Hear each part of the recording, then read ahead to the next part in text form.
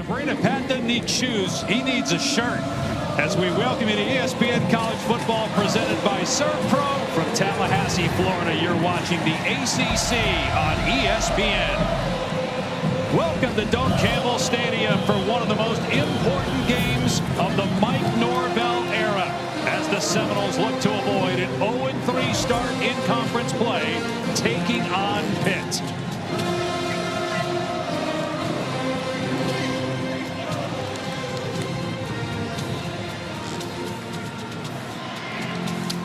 A roller coaster of epic proportions the last few years for FSU. 2 seasons ago, an undefeated regular year, followed by a disastrous 2024 as the Noles went 2-10. To start this season, a convincing win over Alabama, but more recently, the back-to-back losses. Double overtime against Virginia and last week against Miami.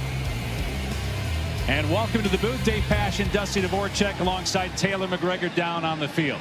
Well, Dusty, given the ups and downs that we just showed you, for Florida State, this is not just a season at the Crossroads. This is a program at the Crossroads. This is an incredibly important game here today against Pitt. Look, a couple of weeks ago, we thought this might be one of the best teams in all of college football. And they come into today having winning an ACC game in over a calendar year. Who is this team? What are they? Mike Norvell thinks the leadership, the DNA is different than a season ago. We're going to find out here this afternoon. Against a Pitt team that's knocked off a ranked team 8 of the last 9 years. Let's check in with Taylor now down in the field. Well, some big-time injury updates, Dave. Beginning with Pitt, they will get back Desmond Reed, their star running back, who was the preseason All-American. He has missed the previous 2 games due to injury, but with him back, it is a huge boost for Pitt. But then for Florida State, big-time news. Their best offensive player, Randy Pittman Jr., is out today with an injury he suffered last week against Miami. He was limited all week at practice, tried to give it a go in pregame warmups, but almost immediately went back to the locker room, and Coach Norvell told me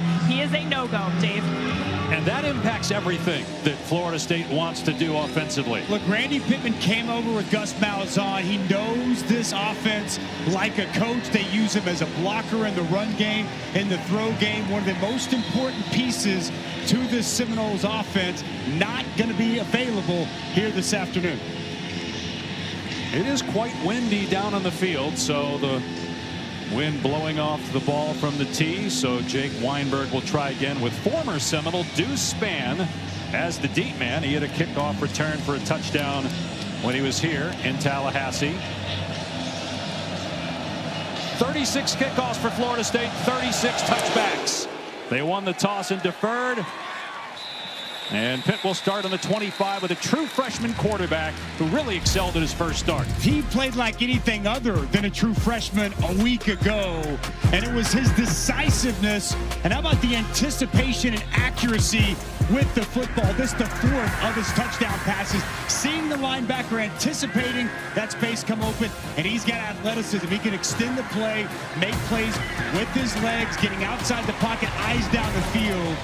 He was decisive, he was accurate, and he was as efficient as any quarterback Pitt has had all year leading this offense.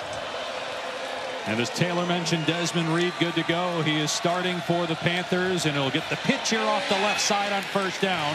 And he picks up about 2, tackled by Jabril Rawls. Heinchel, 18 years old, from Oregon, Ohio, which is east of Toledo. Was a Michigan fan growing up. That's because his dad played baseball at Michigan.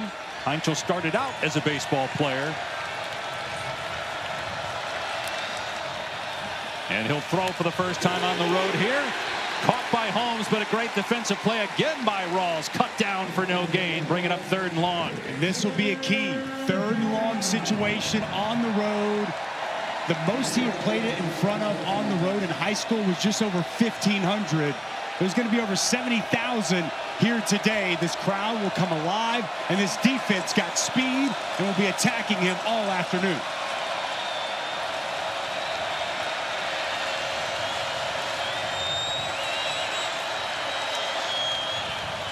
Facing a 4-man rush, Heinchel steps up. Nice juke, and he lunges, but comes up short of a first down.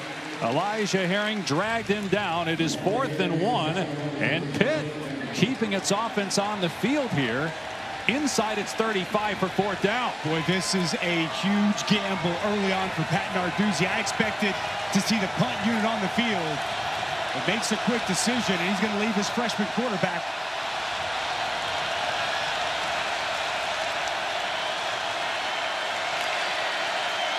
Heinzel on the rollout and throws complete to Reed for a first down out to the 42. Well, they've got their best weapon back. Desmond Reed out of the backfield. He's going to roll the pocket. He's going to be right here. It's a really good play call by Cade Bell. Match Desmond Reed up with a linebacker. He's on Blake Nicholson. Can't keep up in coverage. Here's Reed out of the backfield, and Reed is wrapped up and thrown down at midfield. Dusty, that tells you the confidence they have in Mason Heinzel, what we saw on fourth down. We talked with Pat Narduzzi and the coaching staff yesterday. They said Heinzel's leadership was clear early on in camp, even when he was the number 3 quarterback. He eventually worked his way up the depth chart to the backup. When Eli Holstein struggled the last 2 weeks, they had no problem inserting Heinzel. Leadership, preparation, and now we see execution here in this game. On second and short, off play action, Heinzel throws, and a sliding catch is made inside the 35 by Poppy Williams. Another strong throw and a gain of 16. Well, it's good protection, and Heinzel stands firm in the pocket, surveys the field, and a strike down the field to a sliding Williams. Poppy Williams, nice job going to the ground, making that catch. Here's Goff off the right edge. Popped at the 30 by Earl Little Jr. Our impact players brought to you by Mattress Firm. We've already seen Desmond Reed. He's one of the best weapons in the ACC, a preseason All-American. And Darrell Jackson Jr., massive, 6'5", 335 on the interior of that Florida State defensive line. They needed to be good against the run and get good push on the interior of that line.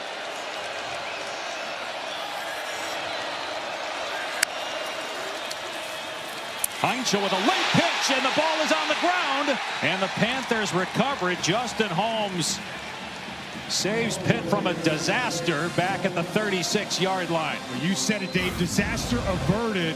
And this is just a big mistake. You're going to see Goff work out. They're going to try to run an option. And he fakes it initially, and then he just pitches it, hits Goff in the back. Really well done by Holmes to get on top of that. But third and long here. A second time here in this first drive for Mason Heinzel. Florida State will rush 4. Heinzel sitting in the pocket, just going to check it down here. And down the sideline as Reed lowers the shoulder on Rawls, the center. Knocked out of bounds at the 25-yard line. And Pitt keeping the offense out there again. It appears to be fourth down and inches one more time. If you're going to go for it on your own side of the field, you might as well go for it on this side of the field. How about Desmond Reed's impact already out of the backfield? He ran past Elijah Herring like he wasn't even there. And then powerful there at the end as he lowers the shoulder and picks up that additional yardage. They threw it on fourth down on the first attempt. We'll see if they run it here with Reed in the backfield next to Heinzel. Now it's another pass play. Now Heinzel steps up, got the first down, and finally brought down at the 20-yard line. 2 fourth down conversions on the opening drive for the Panthers. Watch the tight ends on the left side of the offensive line. Jake Overman, Justin Holmes both cave this down, and it's going to allow Heinzel to get to the perimeter and get to the edge. Surveys the field. The tight ends cave it down. Delayed quarterback draw. Executed once again very well. Boy, you don't typically see a true freshman go on the road and the trust on 2 fourth downs here on this opening possession. And 5 of 5 passing.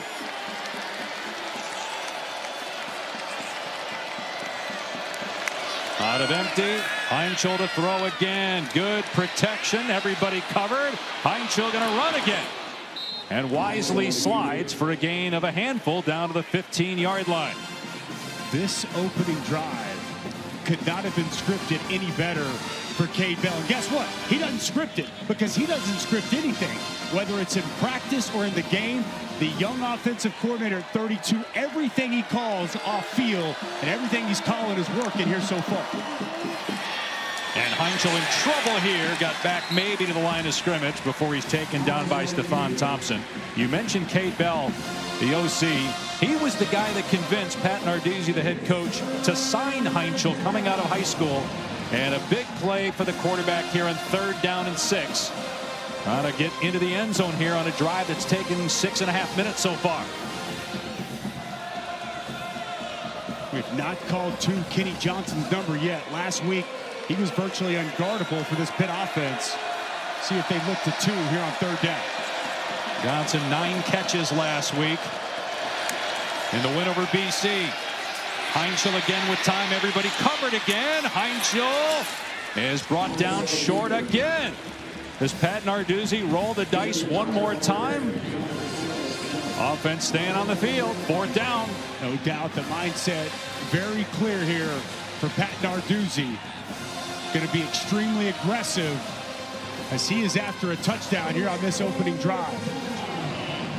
Boy, it feels like, though, you've got him twice. Maybe you've had a 7-minute drive. You make sure you get points here and kick. No? Not the mindset. I think he knows we're going to have to come in and score and be aggressive against Florida State. He's going to call a timeout here. We'll see if he changes his mind. It's been a gorgeous opening drive engineered by the 18-year-old freshman quarterback in his first road start. Already 2 4th down conversions. 4th and 1 one more time when we come back.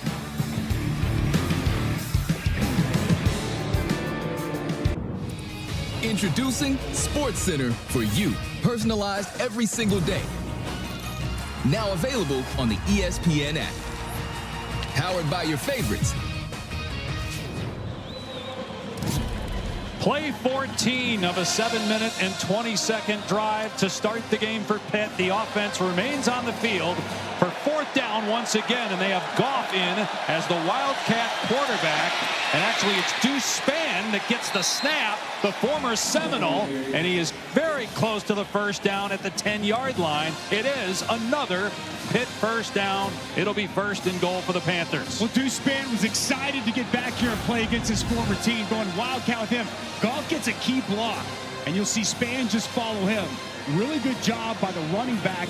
Undersized 195. Gets a key initial block right there in the hole on Omar Graham, and just enough for Spann to pick up a 3rd, 4th down on this drive.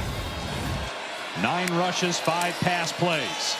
And now Turner in trouble in the backfield. Able to break a tackle inside the 5 and into the end zone. Touchdown Pitt.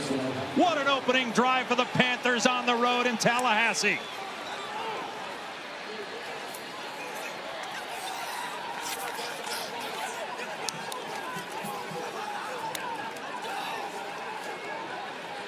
We wondered how Florida State would respond after losing the last 2 games, including here at home against Miami last week. Down big in most of that game, came back late to make the score look close. Defensively, they let Pitt, with a true freshman quarterback, march right down the field and score on the opening drive. Point after makes it 7-zip. Well, what a play by the true freshman Turner. Good block by Bear. 87 is going to get a block, but it's going to come down to Earl Little Jr., the rover, the leader of this defense. He's got a chance to get Turner to the ground. Turner turns on the burners, and Pitt's in the end zone with an early lead in Tallahassee.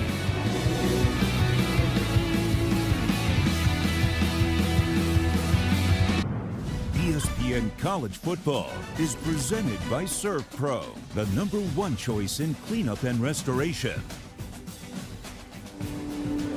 Dave Pasch, Dusty Dvorak, Taylor McGregor on an overcast day in Tallahassee. 7-0 Pitt. Outscoring teams this year in the first quarter 55-0, and they've lost 2 games. They beat Duquesne and Central Michigan. They led Louisville 17-0, ended up losing by a touchdown. They led West Virginia by 10, ended up losing that game in overtime. And then a win over BC last week, 48-7.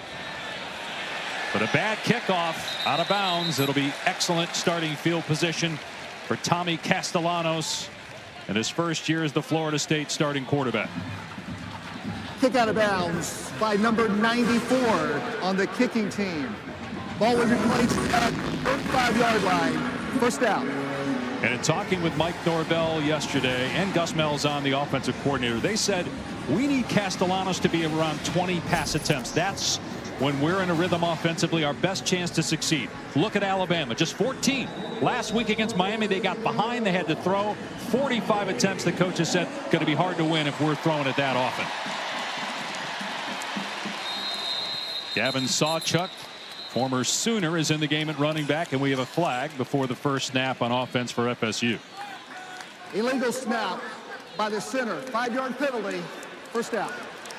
Luke Pettibone commits a penalty for Florida State before they even have their first snap. And he's been their most reliable, best offensive lineman for this group so far this year. This group a little bit different as Micah Pettis out. He got banged up a week ago against Miami. Jacob Rizzi will start at right tackle, and Adrian Medley will stay at right guard. We already talked about Pittman's injury, so they got a lot of guys out. Castellanos trying to find some room to run, and he gets about 4 before he's brought down by Lovelace. As we look at our road test, brought to you by Goodyear. Florida State excellent running the ball, Pitt excellent stopping it. Well, it's good on good. And Gus Malzahn coming to Florida State, rejoining with Mike Norvell. It's been an infusion with this rushing attack, and Pitt, one of the absolute best, creating negative plays and stopping the run.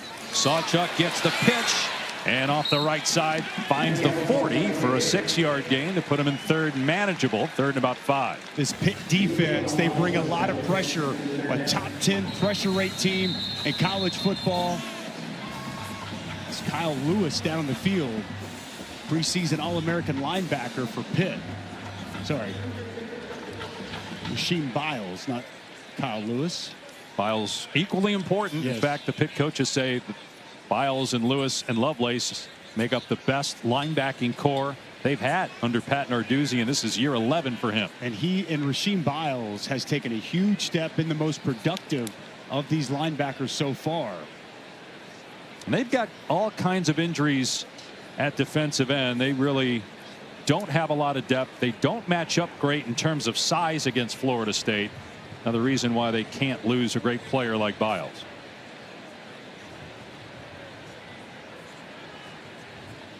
Really sets the edge for this defense, plays that money linebacker for Pitt. Get another look at this.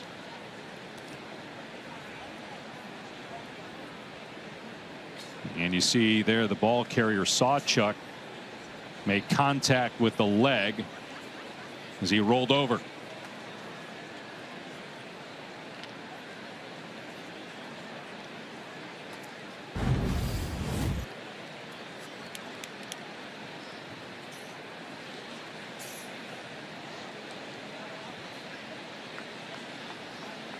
Biles, a junior from Columbus, Ohio, comes into this game number 2 in the conference in tackles for a loss. Pitt is 3rd in the country in that category. They're always good at getting negative plays defensively, as Biles will hobble to the Pitt sideline. You mentioned it, Dave. Good to see him able to try to walk off on his own there. But you mentioned the lack of size for Pitt. They get on edges. They are very disruptive, quick, twitchy guys they use up front. You know, throwing a lot of pressure. Randy Bates, been the defensive coordinator here for a long time with Pat Narduzzi. They want to create all kinds of havoc. And no one's created more havoc for this defense than Rasheem Biles, working his way off the field. No, 3rd down and 4 for Florida State. Tommy Castellanos, we already saw him run on 1st down. Picked up 1,100 rushing yards 2 years ago when he was at BC.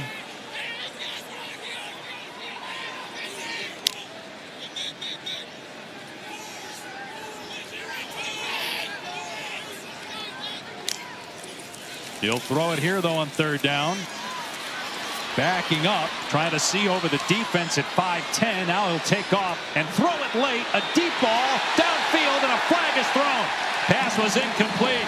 Trying to hit Deuce Robinson, but that's a smart play by Castellanos, hoping to get a pass interference call, and he did. Rashad Battle, the guilty man. And Rashad Battle just really never gets turned around. He's in good position, trying to deal with the very talented defense. Number 15.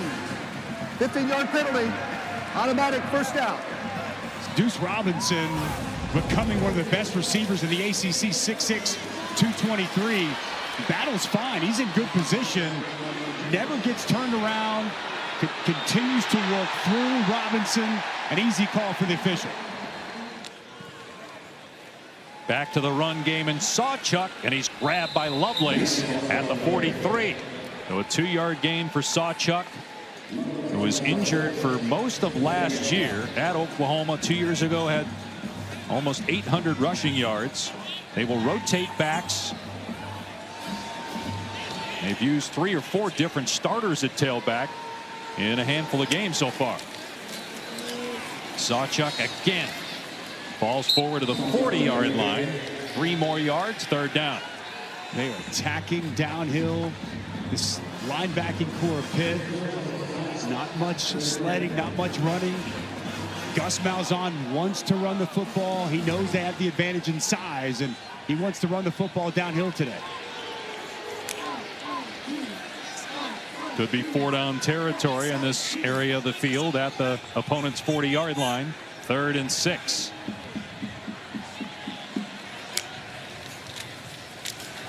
Sawchuk up the gut, gets the 1st down and more, spins out of a tackle. Inside the 15 and inside the 10, trying to hack the ball out was Kyle Lewis, and it's a big play for 34 yards. Well, it's inside. It's Luke Pettivon. It's Adrian Medley. The center right guard, the strength of this offensive line. They run right behind him. Excellent job blocking on the interior of the offensive line. So 1st and goal for Florida State at the 7.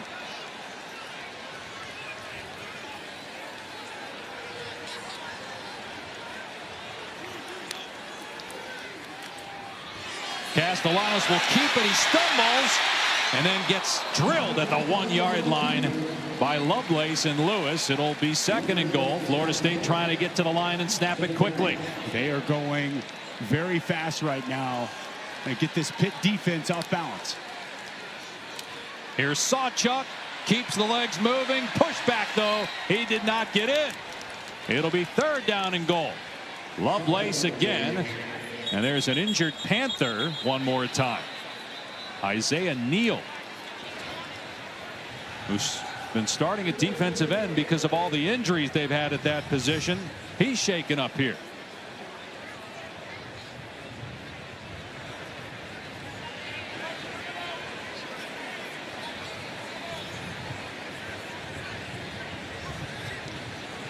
Isaiah Neal moving much better. After he was down for a while, tried to get up, hobbled a bit, but now moving well. Florida State, as they look at Rasheem Biles as well on the Pitt sideline, facing 3rd and goal from inside the Pitt 1. Holmes checks in at running back. Bigger body back, right around 220 pounds. And they'll put Castellanos under center here, and Holmes takes the pitch, and it's going to be close.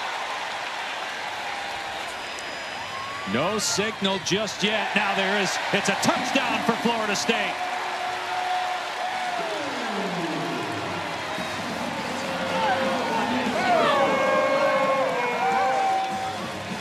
Just the 8th carry all year for Holmes and his 2nd score. They were overloaded to the left side.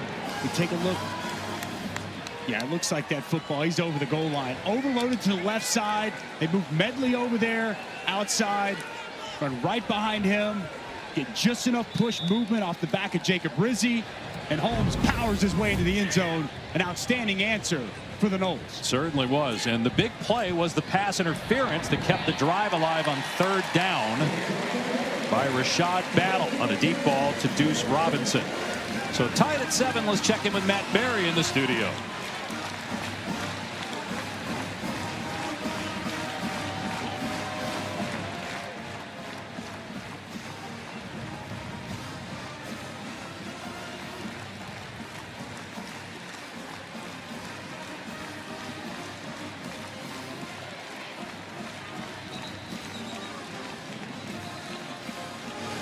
All right, Matt, what did you think going into that game about Bama and Mizzou, the first game Matt mentioned? I thought it was going to be a knockdown drag-out. I think a lot of points going to be scored. We had Missouri earlier this season. Ahmad Hardy is special.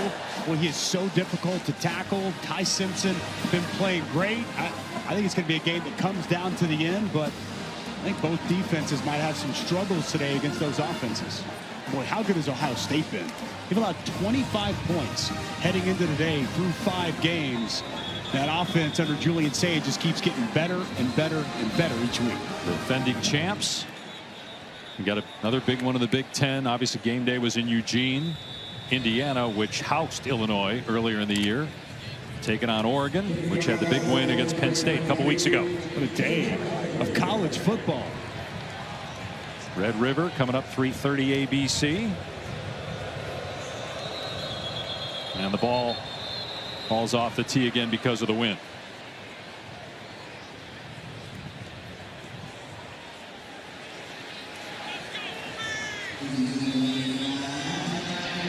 Weinberg will boot it deep to Deuce Spann.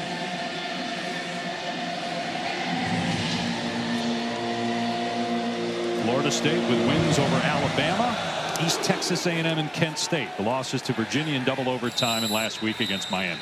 Checking with Taylor now. Well, Dave, the nation is getting to know Pitt quarterback Mason Heinschel. He grew up in Oregon, Ohio, about an hour south of Ann Arbor. A huge Michigan fan, as his dad, Eric, played baseball for the Wolverines. And speaking of Eric, Mason calls him his biggest life influence. Coached him from flag football all the way to 8th grade. But on the field, his idol, Marcus Mariota, loved the way he was able to extend plays and make something out of nothing, he said. And he's still a diehard Tennessee Titan fan because of Marcus Mariota, Dave.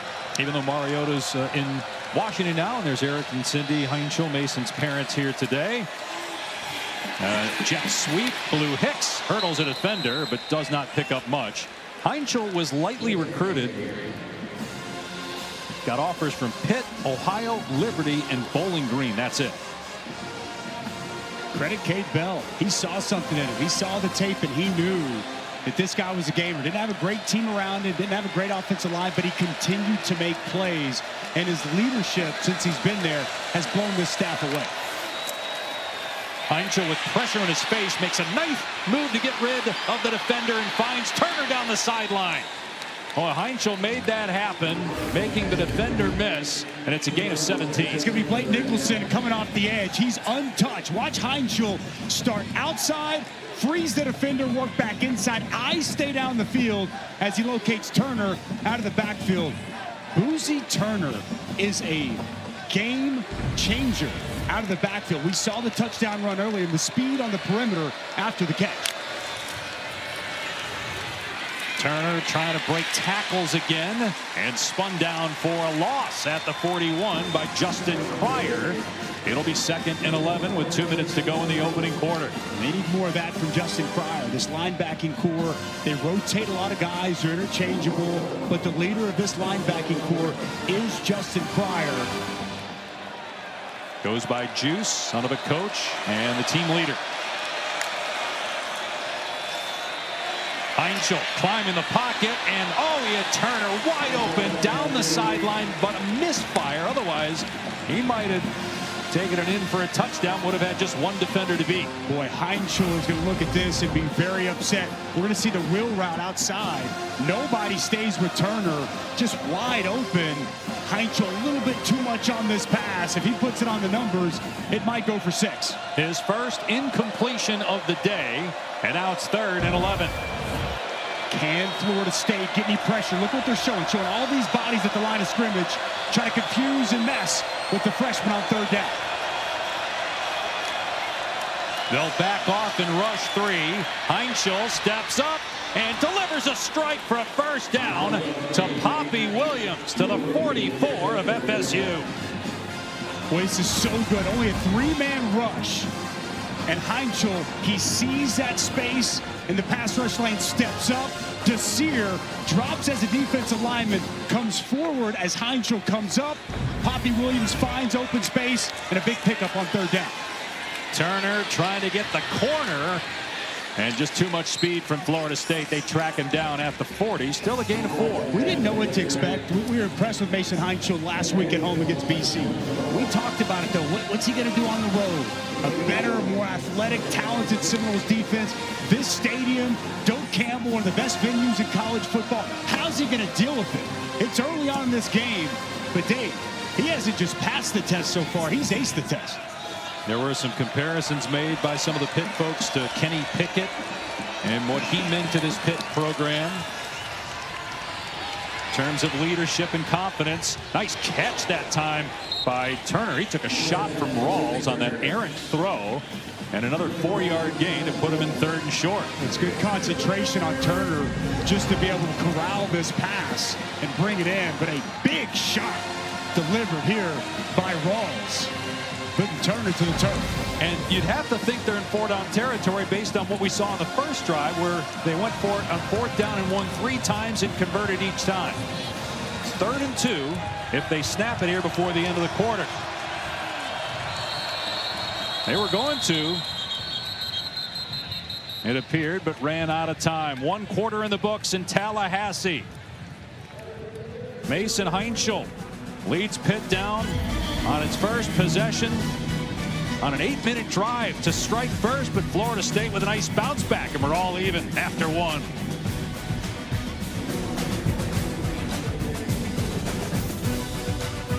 Months ago, Taylor McGregor caught up with Pitt coach Pat Narduzzi. Coach, you've been super aggressive here early, going for it on multiple 4th downs. What kind of confidence does Heinschel give you? He gives us a lot of confidence, and we got confidence in our O-line. I mean, that first drive, 8 minutes, 5 seconds, 3 4th down conversions. Great job by the offense executing. Thank you, Coach. Dave? And Taylor, to start the 2nd quarter, they have a 3rd down and 2 at the 36 of Florida State. On the option, it's a shovel pass to the tight end Overman. 1st down to the 24 for a gain of 12. Well, I love the play design here. Very well done. Little shovel pass, pull the guard to get out in front and bring the tight end across. Well set up.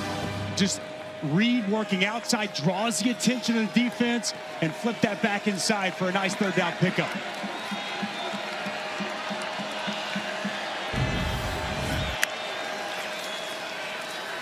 Heinschel taking a shot, got a man, and it's caught for a touchdown by Desmond Reed.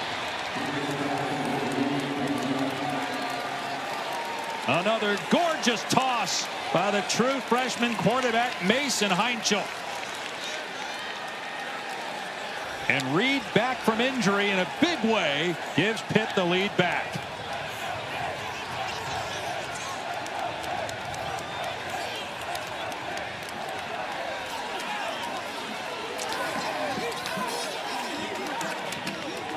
Fifth touchdown pass in Heinschel's 2nd start.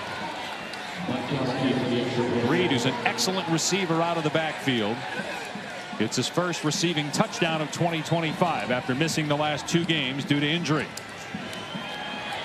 And Butkowski makes it 14-7 Panthers. Well, Desmond Reed is a weapon, one of the best weapons in the ACC and in college football, and he gives confidence to everybody. We're going to see a little motion and him work out, and they know they've got the matchup. They've got Desmond Reed on Elijah Herring. They're going to take that matchup all day long, and a great pass over the top to allow Desmond Reed to go up and get it. And a 2nd touchdown on as many drives with this Pitt offense, and Mason Heinschel, 10 of 11, 116, and that touchdown showing some fire and showing some unbelievable moxie here today on the road against Florida State. It was not an easy decision for the coaching staff to bench Eli Holstein. He won a lot of games for them. He was 7-1 last year before he got hurt as the starter, and Pitt started 7-0, lost the rest of their games, but they felt the true freshman had earned the right to be given a shot against BC last week. And what a great call by the coaching staff. They said it was the players. They said that they knew from the teammates of Mason Heinschel that he was the guy, and that they believed in him enough to take the risk to make him the starter last week. Yeah, even talking with Kyle Lewis this week, defensive guy, said he felt it, he knew it. And as a 3rd-string quarterback, what I love, Dave, the stuff that we don't see that the coaches tell us about. Mondays, first quarterback in the facility. First quarterback. When he was the 3rd-string quarterback, Mondays he'd be there 8 a.m. to 5 p.m. because he had a 6 o'clock class. He prepared like the starter even when he was 3rd string. Players see that. Players feel that. And boy, you can see why this coaching staff was so high on this young player. Usman Kroma on first down gets 7 yards to start this drive for Florida State. Taylor? Well, I've been really impressed with what I've seen from Mason Heinschel here on the sideline as a freshman quarterback. Guys, I'm not sure I've ever seen a leader as vocal as he is. He talks to the coaches and immediately goes and talks to all position groups. All right, Taylor. Meanwhile, a wide receiver screen to Danzy, and he comes up short of the line to gain, so it'll bring up third down here for Florida State. But it's an important third down here for Florida State. I mean, this offense is going to have to continue to match Pitt.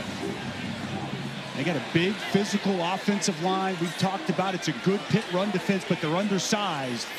Be surprised if we don't see them run downhill at them and try to utilize that size advantage they have up front.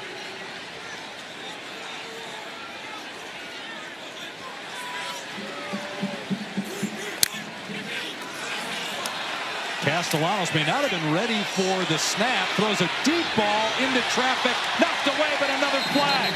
This will be the second pass interference on Pittsburgh. Unless they're going to say that there was a push-off downfield for Robinson. But there was a pass interference in the first quarter on Rashad Battle. There are 2 fouls, both on the defense. Offside, number 3, penalties declined. Pass interference defense, that penalty's accepted, 15 yards from the previous spot, automatic first down. So that was Harrison.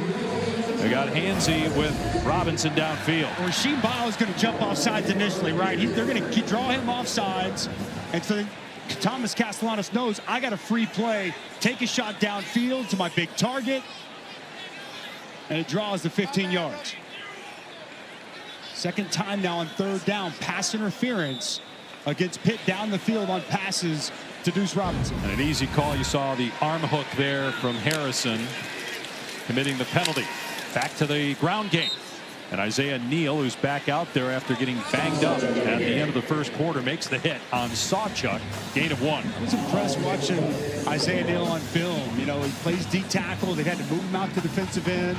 He's, quick enough to play the edge. He's physical enough to play inside. Got some versatility. But I love the high motor and a nice job there on first down.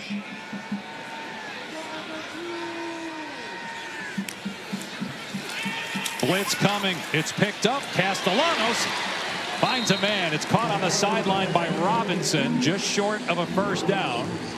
3rd and 2. And what you could argue would be the most important game of the Mike Norvell era, just given what's happened the last couple of years. And after beating Alabama, the back-to-back losses, an 0-2 start in ACC play, 7 straight conference losses going back to last September. And with second effort, they still don't get the first down. Sawchuk tackled short of the line to gain. I expect the offense to stay on the field here on 4th and short. As you touched on there, Dave, an unbelievably important game for Mike Norvell, for this football team. And they got Brock Glenn here, Dustin, coming in at quarterback. Not sure if there's something wrong with Castellanos or this is just a quarterback run here with Glenn because he's a little bigger, but Castellanos is a better runner. They've moved the sticks downfield. They're saying first down, but the marker says 4th down. The sticks are off compared to the down marker on the field. Of the runner gaining a first down is under further review. Well, initially they said he was short. The chain gang says it's a first down, but the guy that's in control of the down marker says it's 4th down. And shortly we'll bring in our ACC Game Day Operations Center in Charlotte, led by Al Riveron, the ACC coordinator of football officials, and our referee Riley Johnson. We don't have any. I'm trying to find anything down the line. Okay, gentlemen, we'll start the process. The ruling on the field is the runner made the line to gain. Correct. For a first down. Right, and we're looking at this again. You're going to see him on you're going to see him over. There's nothing directly down the line, so there's nothing to overturn. You got A? What's A? Anything good? Same shot. It's the 50 again. All right, this is the same angle. We're all in agreement. The ruling on the field is upheld. Correct. Thank you. Okay, replay. The ruling on the field is upheld. Thank Correct. you. Thank First you. down. Thank you. So there was clearly confusion at After first further whether he got review, the first ruling down or on the more. field is upheld. First down.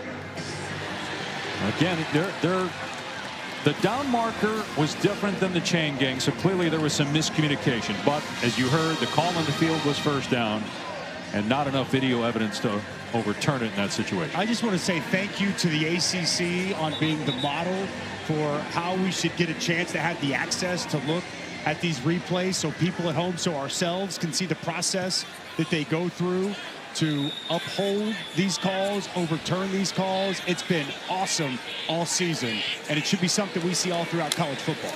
Castellanos back in now, back to throw. He'll take a shot in the double coverage.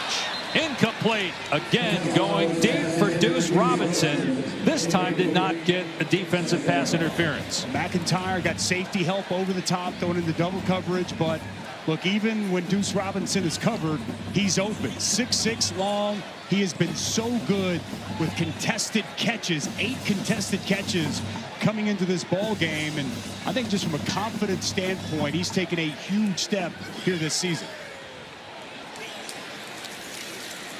Keziah Holmes, nice jump cut in the hole. Inside the 40 before he's pushed back. So a gain of about 5 for Holmes, who has the Florida State touchdown in the first quarter.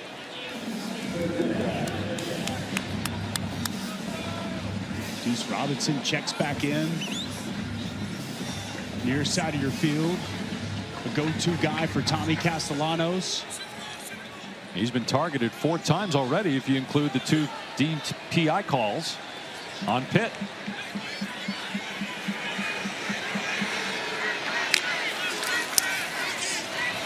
Here comes an end around, and Pitt read it beautifully. Kyle Lewis with the takedown of Danzy back near midfield. They love to get Mekhi Danzy the ball on the perimeter. But watch the savvy veteran, one of the best linebackers in college football. Kyle Lewis off the edge, works inside, and a sure tackler, negating the speedster Danzy from having any chance to get to the perimeter. Huge third down play for Pitt. So first punt of the game. Max Chiamento punted 4 times last week after just 4 punts in his first 4 games.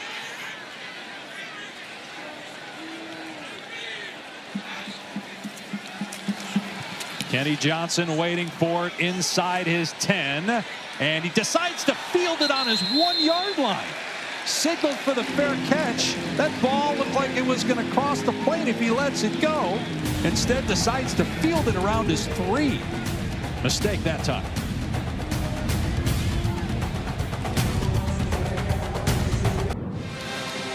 (14-7) Pitt leads Florida State. The Panthers have the ball, but backed up on their 2-yard line. Kenny Johnson elects to field this punt, calling for a fair catch when clearly it was going to go into the end zone.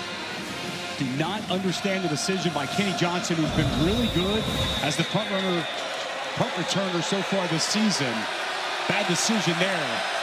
Putting Heinzel in a tough spot. Another challenge for the true freshman. He's met all the other ones and makes a smart play here. Just taking off as he was being pressured by James Williams and gets to the 5. Well, you don't typically see any quarterback, let alone a freshman. He takes his drop at about 7 yards in the end zone. Sees some space there along the offensive line and a decent pickup to give him a little bit of breathing room. Pitt playing without starting left tackle as well. Jeff Percy was injured last week against BC. Kendall Stanley, who the coaches like a lot, replaces him. From the end zone, Heinzel tried to dump it off and misfired, trying to hit Desmond Reed, bring it up 3rd down. This is a very important 3rd down. With Tony White, the new defensive coordinator, came in. It was a huge hire in the offseason to bring him from Nebraska, and they were outstanding the first 2 games of the season, first 3 games of the season, and it's changed the last couple of games. The defense has not come up with a stop so far in this game. They need a stop right here. Losses to Virginia and Miami back-to-back for Florida State. Mentioning Desmond Reed out. Yeah, empty backfield for Heinzel on 3rd down and 6. Heinzel with time, takes off, a ton of green in front of him, and Heinzel dives to the 22. 17 yards and a first down. Well, they spread it out and they create a bunch of space. 5 out. Ryder Nicholson, he's going to be the spy guy, but he goes the wrong way. Green grass out in front, a huge pickup. Here you go with some tempo. Desmond Reed with the first down carry, and he gets 3 yards. Well, you've got to find a way to get a stop if you're Florida State in that spot. Third down, you're backed up. You got a linebacker who's spying the quarterback and takes a bad angle. Misread, opens up green grass, and once again, Mason Heinchel just playing at such a high level. Reed has some room off the right side. Scoots out, though, at the 29. 4 more yards. They're actually going to give him the 31. They say he got an additional 2 yards by sticking the ball out, so it's 3rd down and a yard. Ryan Baer with a good block off the right side. You've seen so far today 3 of 6 on 3rd down for Pitt, but probably the more notable number, 3 for 3 on 4th down. This Florida State rush defense, it's taken a big step in the wrong direction these last couple of games.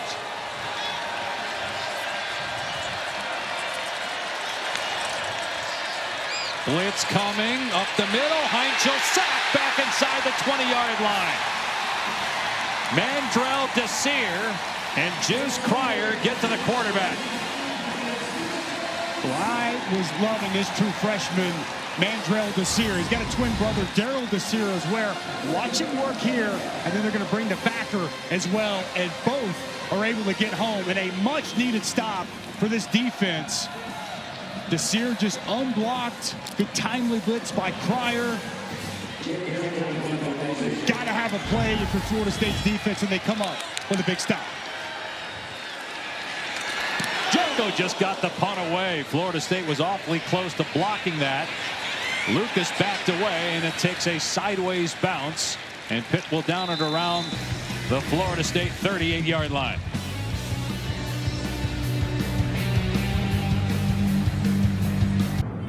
ESPN College Football, presented by ServPro, is brought to you by Coca-Cola. Fan work is thirsty work.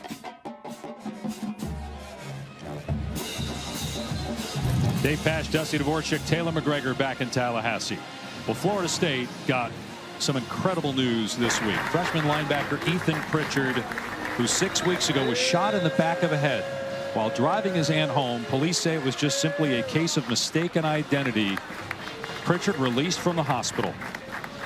He'll continue his recovery at a rehabilitation facility. The president of the United States, Donald Trump, reached out, sent a letter to Ethan and his family saying your courage reflects the power of the human spirit. Your tenacity is an inspiration to so many. Hope you find comfort in the love of family and friends, and you'll be uplifted by the abiding strength and support. Florida State with the ball. Chrome on first down.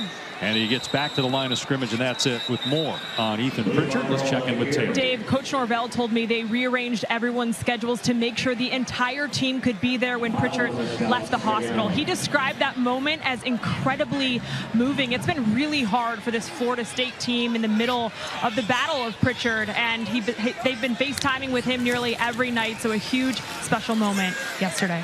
Yeah, and this pass is dumped off near midfield for a first down to Marquiston Douglas.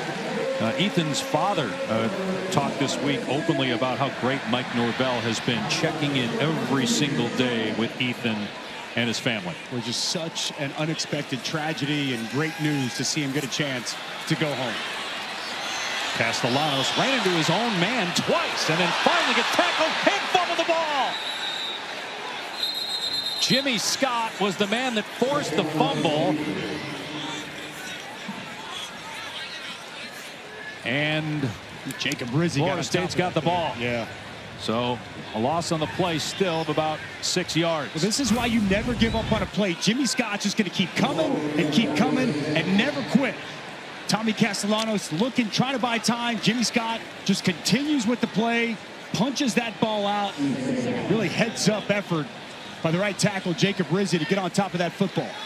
Boy, Castellanos will carry that ball. He keeps it out really wide. Loose with the football, and Jimmy Scott knocks it loose. They'll run it here. And it's Keziah Holmes crossing midfield, getting back to the original line of scrimmage. Castellanos has had turnover problems in the last 2 games, both losses. 2 interceptions thrown against Virginia, 2 picks against Miami. He cut down on his turnovers last year at Boston College after 14 interceptions 2 years ago. He had just 5 last year, but already 5 this year. And almost had a lost fumble. He's Robinson up in the boundary. Love back shoulders, comebacks to him outside. Pressure up the middle. It's a screen to Sawchuk. And Sawchuk's got the first down. Stumbled, otherwise he might still be going. As it is, a gain of 16 for Florida State. It's outstanding job blocking on the outside. Gunnar Hansen and then the receiver, Wayne McCoy, to help spring that pickup on 3rd down. Florida State going with tempo. Castellanos setting up the deep ball. And the ball is caught up for a touchdown by Danzy.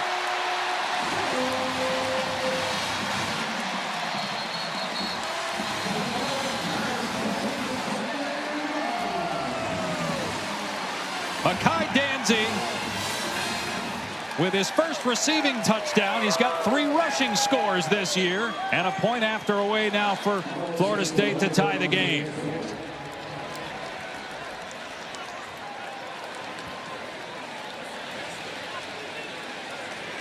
After the near giveaway, Castellanos bounces back with a home run ball pulled in by Danzy, and the point after from Weinberg. Well, the speed of Danzy we talked about earlier. He's going to be a deep post, and watch this safety, Marquez. He's going to look inside, going to get caught up with the underneath route, takes 1 step inside, opens up that post, and a dime delivered to tie this thing up in Tallahassee.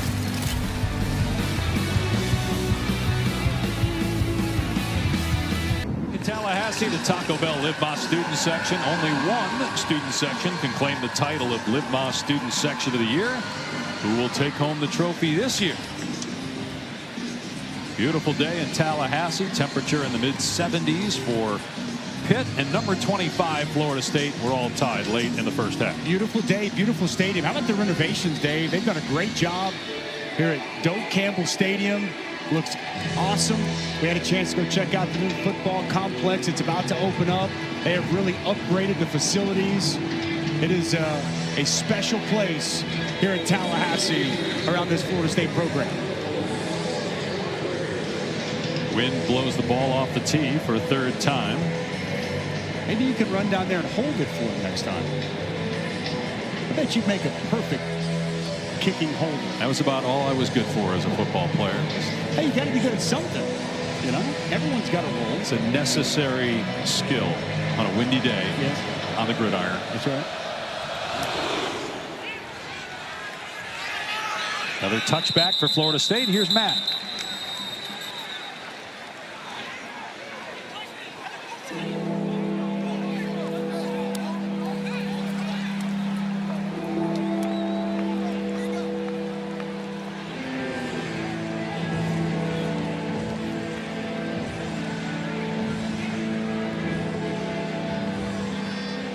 Along those lines, Matt, let me ask you, Dusty, how convinced are you that Ole Miss is a national title contender? I'm not there yet. Look, I think the Trinidad Chambliss story has been awesome, incredible, from Ferris State to now the starting quarterback. But I think when you look at that schedule, there's some potential road mines up ahead. I think they get past Washington State today, but Georgia, Oklahoma coming up soon is going to really test them. And here's a little trickery, a flea flicker. Heinschel just has to check it down out in space to Williams, and he stiff arms the defender, and it's a gain of about 6 on 1st down. Well defended down the field. They wanted to try to see if they could catch Florida State sleeping on the flea flicker, and you're going to see, go ahead and roll it, guys. Just good coverage down the field. They got two receivers down the field vertical. You see right here, both guys in good coverage. You got to check it down. It's smart, though, by Heinschel not to take the shot. Just take what the defense gives you, and a nice pickup on 1st down. They run it, and what a play that time backside by Jabril Rawls on the tackle of the running back to bring up third down. Here's Taylor. Coaches have to be pleased with that because the conversation on the sideline, Dave, is how do you better stop Desmond Reed? And the message is you cannot let him get out into space. You need to get right up on him and tackle him. Yeah, he's been a factor in both the run game and the pass game. 3 catches already in his first game back after missing the last 2 due to injury. Checked at 4 receptions for Reed. Now it's third down and 5 for Pitt after Florida State just tied the game. Heinschel flushed out of the pocket, hoists it deep in the double coverage, and it's intercepted. Earl Little Jr. comes up with the pick.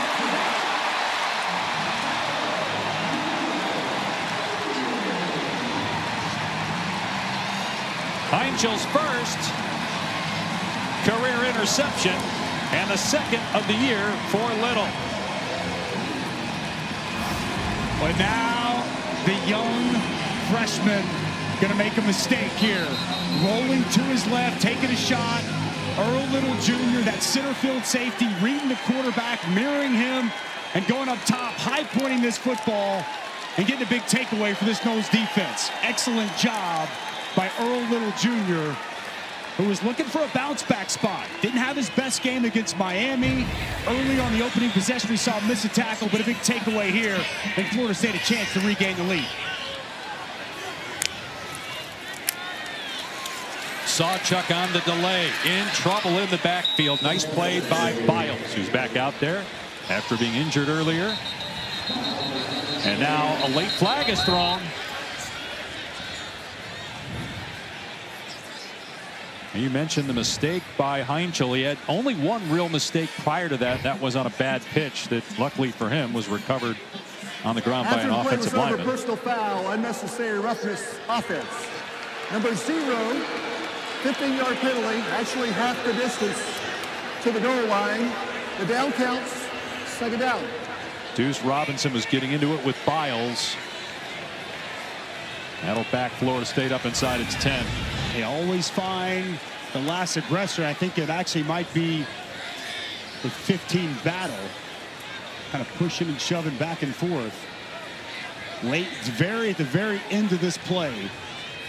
It's going to come in. Battle's going to give him a little shove, and Deuce Robinson is nothing egregious. Till the end. A love tap there on the face, draws the flag. Isaiah Holmes tried to get the corner and ran out of room on the boundary, stepping out at the 11. So a short gain brings up third down and long for Florida State. Nearing 2.5 to go. Florida State with all of its timeouts. They'll also get the benefit of the 2-minute official timeout, but they will have to snap it one more time here, and that will help Pitt, which has 2 timeouts remaining.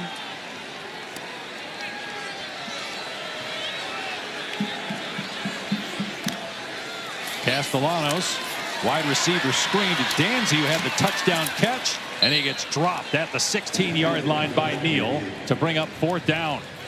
Well, they're going more to the screen game. Last possession, there was 2 screens that they utilized. They go back to it, but the Pitt defense ready and comes up with a stop on third down.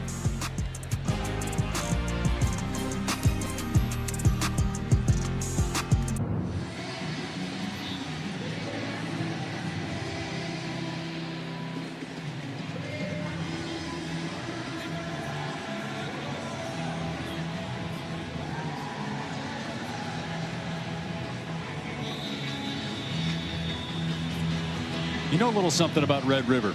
Just a little something, Dave Pash. What was your record against Texas? 3-1. Can't believe you lost that game. Hey, Vince Young. Cemento, and it's blocked by Pitt. They're going to have the ball around the 26-yard line. Josh Gurrier got back to the punter, Cemento.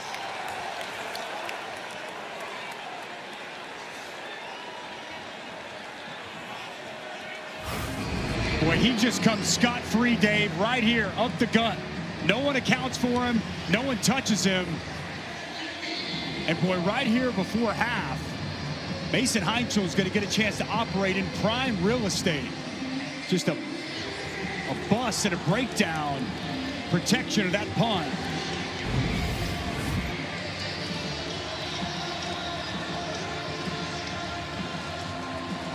So Pitt will have the ball at the 26-yard line, and they'll go empty on first down. And that's Reed, the motion man, and that's where the ball's going. Reed gets popped at the line of scrimmage. Maybe a gain of 1. So we got a timeout. Dave Pasch, Dusty Dvorak, Taylor McGregor. And if you're Mike Norvell and Pat Narduzzi, you've got to be pleased offensively because you've gotten what you wanted from both of your quarterbacks. You got Castellanos not having to throw the ball, a lot of run plays. They've got 14 points, and Mason Heinchel, other than that last pass on the previous possession with a pick, he's been excellent in his first ever road start. Yeah, he's managed everything well. The Florida State defense, the crowd, being on the road for the first time. He's been very efficient moving this offense. And to your point, the script has gone right according to plan for Gus Malzahn. You know, he kind of told us we'd like to be no more than 20 passes, 7 pass attempts in that first half, and you find yourself here at 14 apiece late in this game. After that block punt, though, boy, it's important if Florida State can come up with a stop here and at least force a field goal attempt. I think it'd give them a lot of momentum going into half. They get the ball coming out in the second. And they want the ball again here in the first half because they just used one of their timeouts to stop the clock.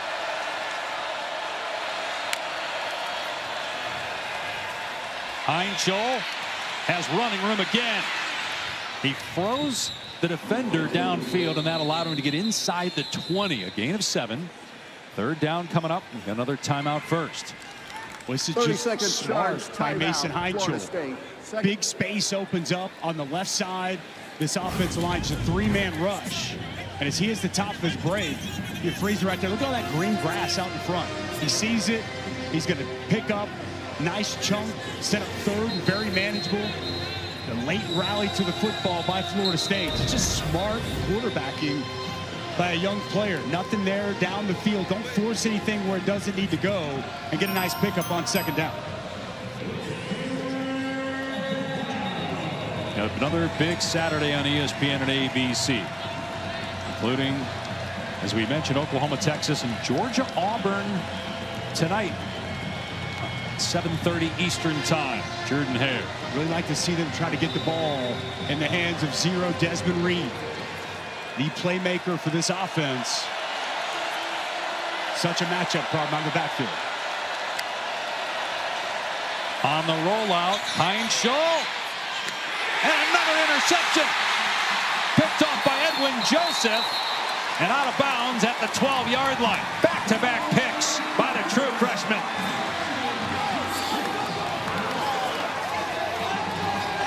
You cannot do this if you're Mason Heinchel. This is well covered down the field. He's trying to get to 3. Blue Hicks. Just excellent coverage in the end zone by Edwin Joseph. He undercuts this route. And a massive, massive interception for Florida State.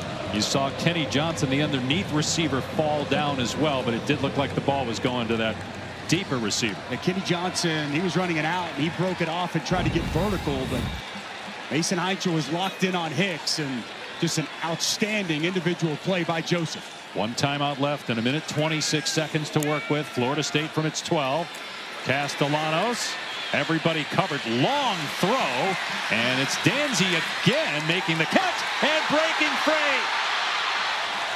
What a great job by Danzy getting away from 2 defenders and a gain of 23.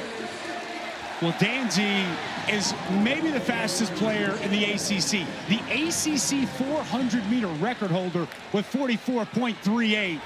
If he gets out in open space, we saw him hit the vertical shot of the deep post earlier, and once he eluded that tackler, boy, he is dangerous. Got out of bounds inside 2 minutes. Clock does not run until the snap. Catch is made by Deuce Robinson, brought down at the 39. Gain of 4. 1 timeout left for Florida State. Now Robinson shaken up. That'll cost the Noles their last timeout with 1:02 to go. Deuce Robinson, who's been their best receiver. About 23 passes on the year coming in. He's a legacy player. His dad Dominic played here. at Florida State.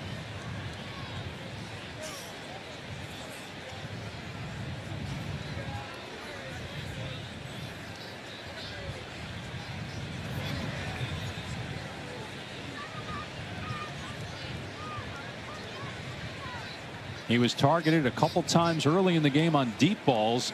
Both times Pitt committed a pass interference to keep the Florida State drive going. We had a chance to talk with Deuce earlier this week, and such a delightful young man. You could tell, just so excited to be here. Was praising Gus Malzahn, how much he's learned, how much he's grown this year, the confidence he's playing with right now. Just hope that this isn't any kind of major injuries. Such a big, important piece of this Florida State offense, and just a player that's continued to get better and better. And they tried to walk it off under his own power here. You hear Deuce chants from the crowd at Doak Campbell. He's got a pro body, 6'6", 223. Marquez comes in, catches him right on that right leg.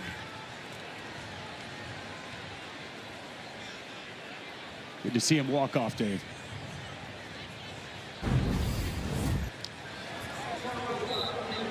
Player that qualifies for a 10-second runoff.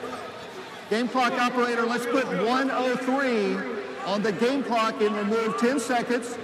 Set it for 53 seconds, and it will start on my signal.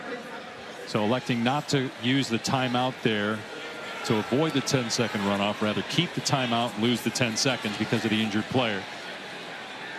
With the clock stopped, 2nd and 6 now at the 39. Castellanos has to step up and take off. And he's tackled close to the line to gain at the 44-yard line. Not a first down, so the clock is running. Again, the guys with the sticks are wrong. The chain gang is off, and that confused their own team. Florida State went a little slower, thinking it was going to stop. Sawchuk gets the first down here, though, and now the clock will stop with 28 seconds to go to reset the chains. A good downhill run and a way to finish off that by Sawchuk. Castellanos back to throw. And now throws it over the middle, complete inside the 30. Elijah Moore on the catch, down to the 25 with 18 seconds left. This is good patience by Castellanos, moving to his right, having patience, waiting, and finding Moore come open. And now Pitt will call a timeout, try to set the defense. Florida State will hold on to its last timeout, 15 seconds left. And they're getting down on the depth chart. I mean, Squirrel White out today. The talented freshman Javen Boggs out today. We talked from the onset, Randy Pittman Jr., such a key piece at tight end, both in the run game and in the pass game. He is out today, and Deuce Robinson just came off on this drive, so we're seeing other guys step up. That's a big, important play from Elijah Moore, just his 3rd catch of the season. And how about the play of Tommy Castellanos? Give him some flowers. 9 of 10, 119 yards and a touchdown, regardless of who he's throwing to. He's been effective. Been very effective, Dave. And doing exactly what's asked of him. Well, this would be such a turn of events. Florida State can cash in here after a block punt. Looked like maybe Pitt could take a lead into halftime. They get the takeaway, and now quickly on the move with 17 seconds and a timeout in their pocket. And Deuce Robinson going back to the locker room. Ball on the 25-yard line of Pitt.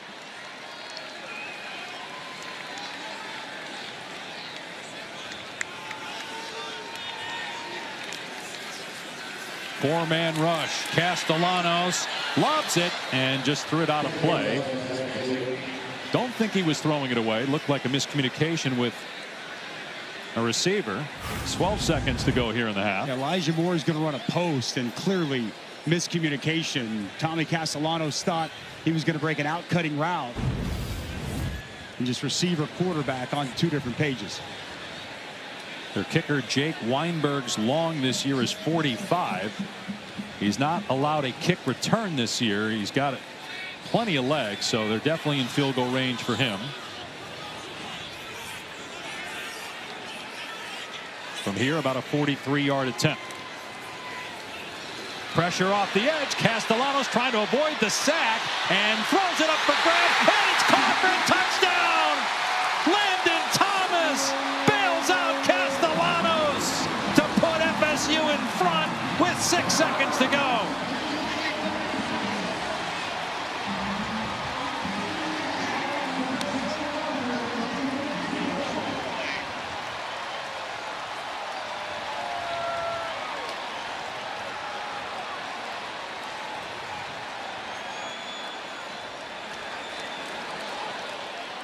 Castellanos with 2 touchdowns here in the first half.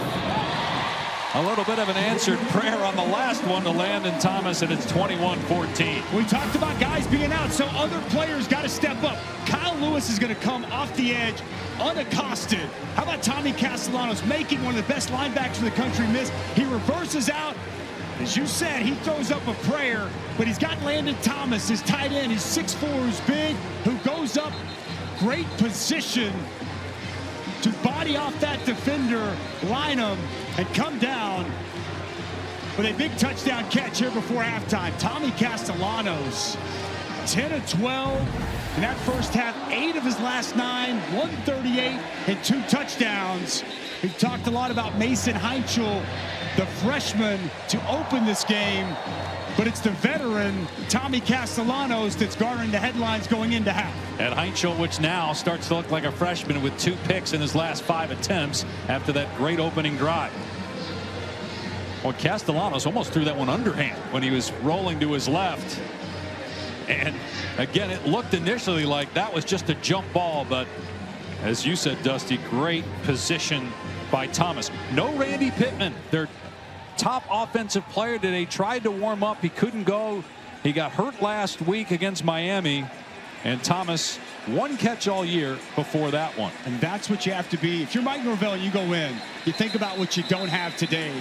Yet it's the next man up mentality. Coaches say it, we talk about it, but it's another thing to go out there and do it. And Elijah Moore stepping up with a big catch. It's Landon Thomas. That's Landon Thomas' 2nd catch of the season. It was Elijah Moore's 3rd. And Tommy Castellanos, regardless of who's out there, he's dealing and he's making plays for this offense.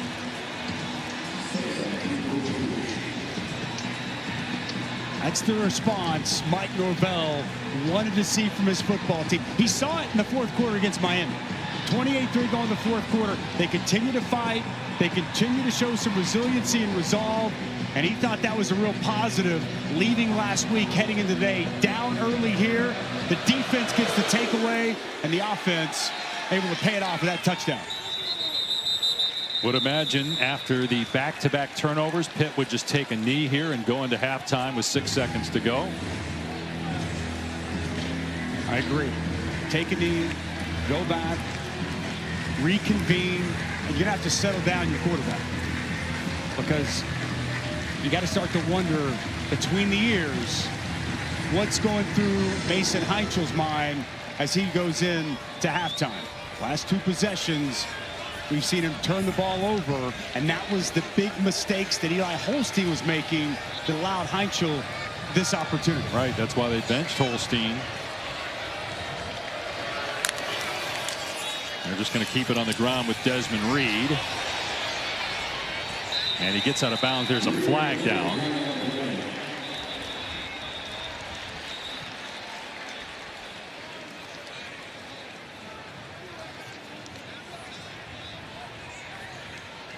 Holding on Pitt, and see if Mike Norvell just declines it and we go to halftime. Holding, offense number 87, penalties decline. So 14 unanswered points by Florida State here in the 2nd quarter to take a 7-point lead into the locker room, trying to end a 2-game skid and win their first ACC game since September 21st of last year. 7 straight conference losses, which is a Florida State record. So the officials are still on the field. They're going to add a second to the clock here. Get them back out. Get them back out. So Pat Narduzzi and half the Pitt teams in the tunnel are going to have to come back out and put 11 men on the field here. for one more snap.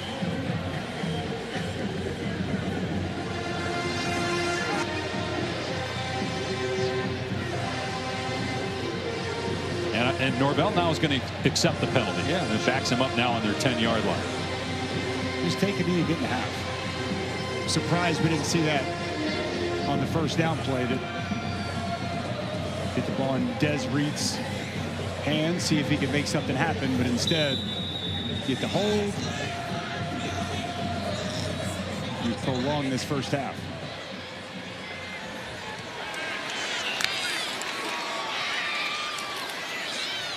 Reed, and hand fighting on the sideline with a defender, and Reed throws.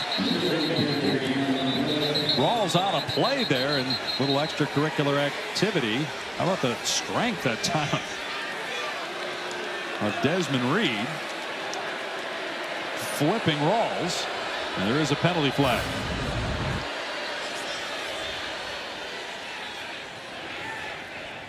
He's got his jersey. It didn't look like he had his face mask there.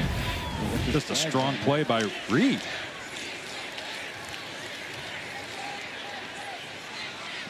They're saying face mask, but it did not look like he had his face mask, not at the end maybe.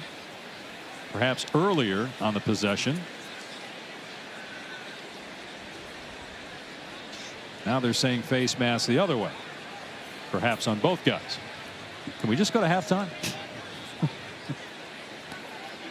You're just hungry. You just want your sandwich.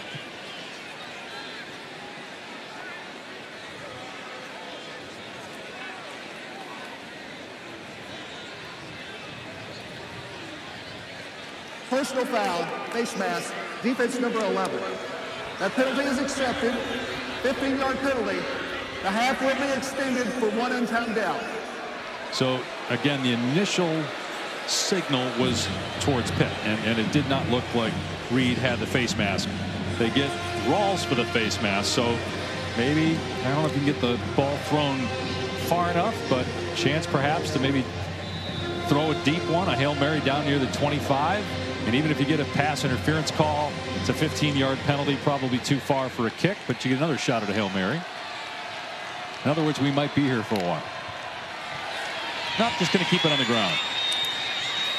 Reed breaks a tackle, still going, and finally it's Rawls that gets into the ground, and another flag.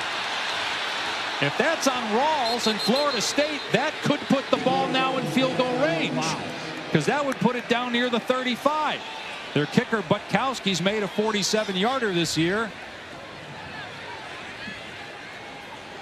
But Desmond Reed just so tough to tackle. We saw the strength on the previous play. Unwilling to go down, and important call pending here. After the play was over, personal foul, unnecessary roughness, offense number 56. That foul will be carried over and administered on the kickoff in the second half. All right, so they get it on Lyndon Cooper, and the half comes to an end, but that does impact the kickoff to start the second half. Or you could have just taken a knee. Let's go to Taylor. Thank you. Really weird ending to the half there. I saw you pointing to your head. What will be your message to your group after that? I mean, you just got to make sure we're in control of our emotions. We've had a couple of extracurriculars there that are happening throughout the game. So we just got to be smart, be disciplined, and just go play Florida State football. But before that, Castellanos with a big-time throw there to put you guys ahead with a touchdown. What was it like watching that play from your perspective? I mean, the guys are battling. We didn't start the way we wanted, but I think they've done a good job of response there in the second quarter. And obviously we had 30 minutes. We just got to go keep playing the game. Thank you, Coach. Dave? And it's 21-14 Florida State. Landon Thomas, 2 catches now this year, both touchdowns. Castellanos finding him here to push FSU in front. Avocados from Mexico halftime report. Matt Berry.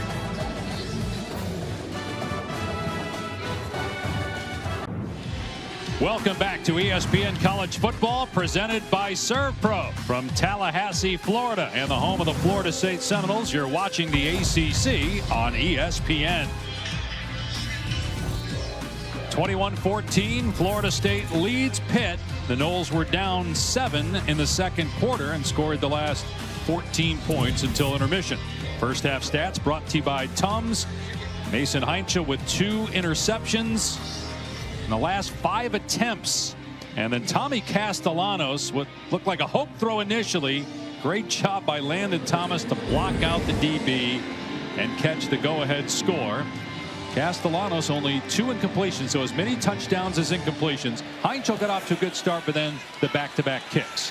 Because of the penalty by Pitt, they had to kick from the 20. And here's Lucas on the return, going to give Florida State very good field position up to the 44-yard line. Dave Pasch, Dusty Dvorak, Taylor McGregor. Well, Florida State with a season at the crossroads, a program at the crossroads. Tommy Castellanos comes to the rescue late in the second quarter. Yeah, down 14-7 and put the ball in your quarterback's hands. He was 10 of his last 11 for 138 and 2 touchdowns. Coming up with big throws, big plays. With a depleted wide receiver core, his favorite target, tight end, not in this football game today. Randy Pittman wasn't able to go. But Tommy Castellanos making plays when his team needs him the most, especially that last touchdown. He had Kyle Lewis, free hitter, spins out and just makes a play. Run play, Chroma on first down.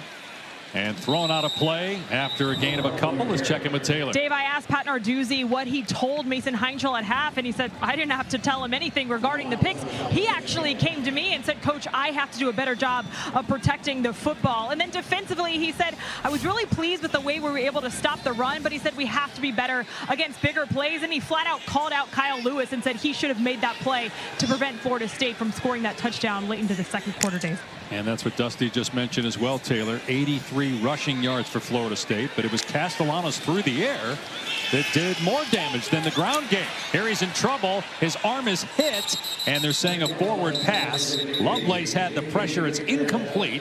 3rd down and 9. Yeah, Lovelace kind of on a delayed blitz does a really nice job finding a crease. He's going to start here and then work his way back. Get this hit on Tommy Castellanos when he starts to deliver this pass. Really nice job by Lovelace, forcing the errant throw there by Tommy Castellanos. And Pitt's going to need more of that. They're in the top 10 in sacks, hits, tackles for a loss. Did not get a ton of pressure in the first half. Just 2 tackles for loss for a team that averaged over 9 a game. Castellanos to the air, in trouble again, and he's able to escape and finally goes down to the ground. Wow. Some incredible moves as he juked several Pitt defenders. Eventually, they got him down, 4th down. Well, this is really good pressure and coming from everywhere. Tommy Castellanos does a good job initially of avoiding the pressure. It's Lovelace once again on a blitz. Then he makes Biles miss. Then he makes Neal miss and ultimately loses his footing. And really good opening possession for Randy Bates' defense, and Pat Narduzzi likes what he sees. Cimento to punt. His last punt was blocked, but Pitt turned it over. Did not come away with points despite starting inside the Florida State 30-yard line. And the fair catch made by Kenny Johnson at the 15 after a 46-yard boot. Well, it was a dream start for the true freshman Mason Heinchel, making his first ever road start. It was a lot of good. With his legs, making defenders miss, keeping his eyes downfield. Great matchup here. Desmond Reed on a linebacker, delivers it up in the air where his guy can make a play, but then it's late. Just throws the football down the field. That one like a punt. This one can't happen. Red zone interception. It's 3rd and 2. Know the situation. He takes a shot. And it was an interception by Edwin Joseph. You know, Eli Holstein had 3 red zone interceptions. Part of what cost him his job, that a costly interception at the end of that first half day. Desmond Reed runs the ball on 1st down and gains 7. And at some point, you knew Heinchel was going to commit a mistake. True freshman, you said it, first road start. He was near perfect last week. You just can't have them in the red zone there, and after he'd already thrown one when you're giving away points. But they are going to ride with Heinchel no matter what. They told us yesterday, even though Holstein has a lot of starts under his belt, even if Heinchel struggles, the coaches believe he's their guy. In trouble is Reed in the backfield, cannot get away from James Williams. A loss on the play. of about 3. Well, James Williams going to play this perfect. Get in the backfield, make Heinzel make a decision on the inside read zone. He gives it to Desmond Reed, and James Williams all over it. Has really worked on that run-stopping aspect of his game. One of the better pass rushers for Florida State, coming up with a nice play on 2nd down. Florida State trying to end a 7-game ACC losing streak. Back-to-back losses this season. Had the win over Alabama, but losses to Virginia and Miami, trying to get their season back on track, and they give up a long play. Desmond Reed is free inside the 40, and they finally get to him at the 30-yard line. A big pickup, 3rd and 6, and it's a 49-yard gain. Well, they're going to motion him over and watch him just work in space. He's going to start out and work back in. The motion, they know this is zone coverage. Desmond Reed's going to do a really good job sitting down in that zone, that soft spot. Mason Heinzel wisely gets the ball to 0, and you see the speed in the open field after the catch. Over 100 receiving yards for Reed. He's a running back, and he did that 3 times a year ago. Now it's Boozy Turner, true freshman, who had a touchdown in the first quarter. There's a flag down as he is dropped after a pickup of 5.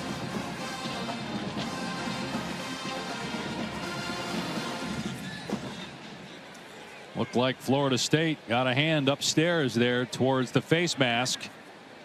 Andrell Desir grabbing the face mask. Defense number 93. The penalty is half the distance to the goal line. Automatic 1st down. True freshman Andrell Desir. We saw him earlier with a sack in the first half. Right here, top of your screen. It's that right hand and the face mask of Coretta.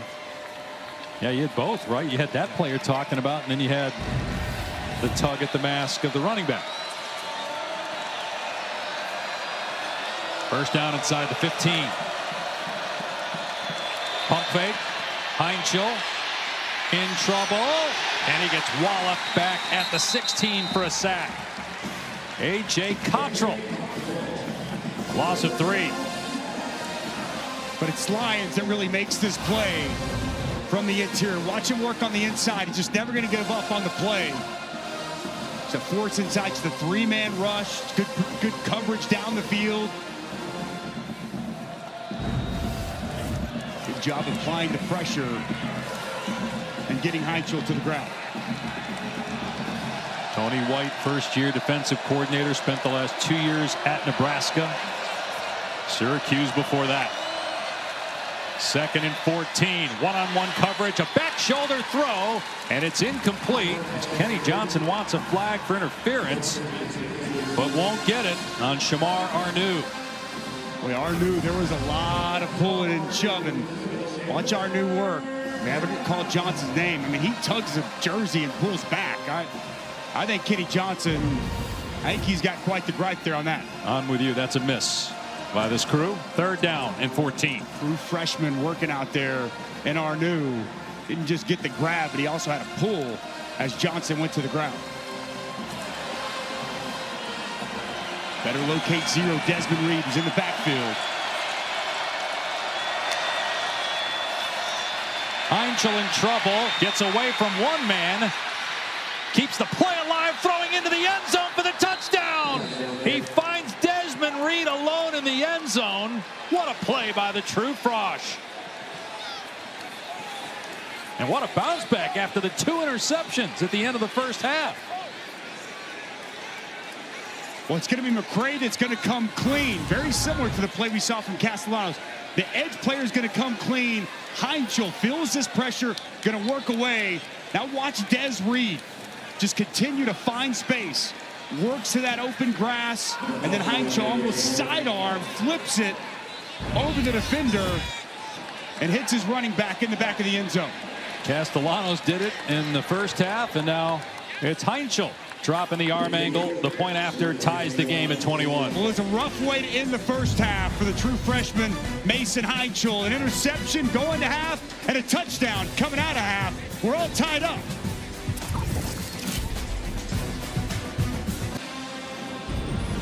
Take a look at this last touchdown. Man-to-man coverage. Here's Edwin Joseph. He's going to be with Desmond Reed out of the backfield. But when Mason Heinzel steps up and then he gets to the perimeter, it's going to draw the safety's attention. Right now, watch, he's going to step up just so much. It's going to allow Desmond Reed to sneak to the back of the end zone. Heinzel finds him wide open, and a touchdown for Pitt. Heinzel's second touchdown pass of the day, 6th of the season. Touchback on the ensuing kickoff. There's a penalty flag, but let's first tell you about what we've got on Sunday NFL Countdown, 10 a.m. Eastern Time. All the breaking stories and previews leading up to kickoff week 6. And 2 Monday Night Football games. Bills, Falcons, 7 Eastern, ESPN. Bears, Commanders on ABC at 8. Of course, both games available on the brand new ESPN app. What a finish between the Bears and Commanders last year on the Jaden Daniels Hail Mary. See if we get another great finish Monday night.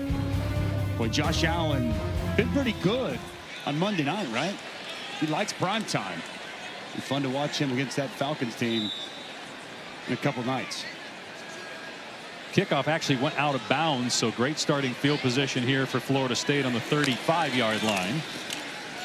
And a pass play to start this drive to Danzy, who had a touchdown grab in the first half. Targeted a lot by Castellanos here today, and he gets close to a first down. They found success with the screen game. It's going to be outside, good blocking on the perimeter. A couple times it worked well in the first half, and a nice game there on first down. Castellanos again to Danzy on the screen, and a first down out to midfield. Do not see Deuce Robinson yet for Florida State. He got hurt at the end of the first half. Let's get an update from Taylor. Yeah, Dave, he is still in the locker room, and I am told he is questionable to return. So this Florida State receiving corps depleted in this game. Absolutely. And Randy Pittman, who's their top tight end, really part of everything they do in the pass and run game, is out. Tried to warm up, could not go. Has not played in this game. Chroma trying to turn it back upfield. And Chroma's got first down, and the true freshman carries defenders with him. Down to the 30-yard line. It's a really good job off the left side. Gunnar Hansen, Richie Leonard, watch these guys doing work, and it's going to open up a crease that you're going to see Chroma hit downhill, the fastest, most explosive of these Florida State running backs. Good yards after contact. The freshman refusing to go down, Dave. He started against Miami at only 6 carries, lost a fumble in that game last week in the loss here against the Hurricanes. Chroma again. Hard to get to the ground at 218. Down to the 22. Got about 7 or 8 there. Florida State is playing 5 of its first 6 games at home.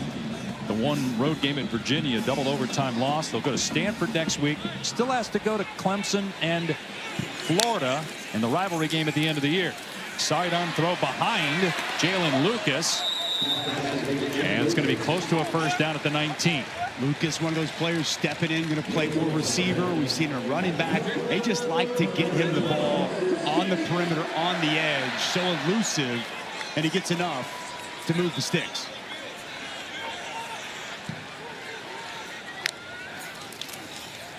Back to Chroma between the tackles. Dumped after a pickup of 2. Braylon Lovelace on the stop. They had the big chunk run in the first half from Gavin Sawchuk, but this is some of the better running we've seen in this ball game from Florida State. Again, with Gus Malzahn there, they have gotten back to what Mike Norvell wants to do, a running football team. They had their struggles last season. They've been very good so far this season, but against a Pitt defense that really challenges you against the run, they've been held in check for a lot of today. Keziah Holmes pinballs off defenders. There's a penalty marker down. I was going to say, Dusty, even the pass plays on this drive look like run plays. Just screens trying to get out of Castellanos' hand quickly as there's an injured Florida State offensive lineman. Richie Leonard, their left guard. They're already without Micah Pettis, their right tackle. 10-yard penalty. Second down. And Luke Pettibone commits the penalty. We'll take a look at Leonard. And we'll keep an eye on who comes in to replace him, because, again, they're down bodies on the O-line.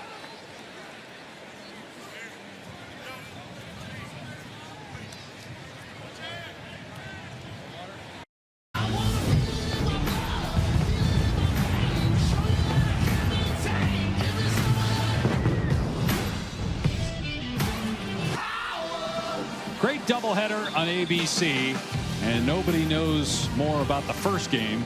OU Texas and former Sooner All-American Dusty Dvorak.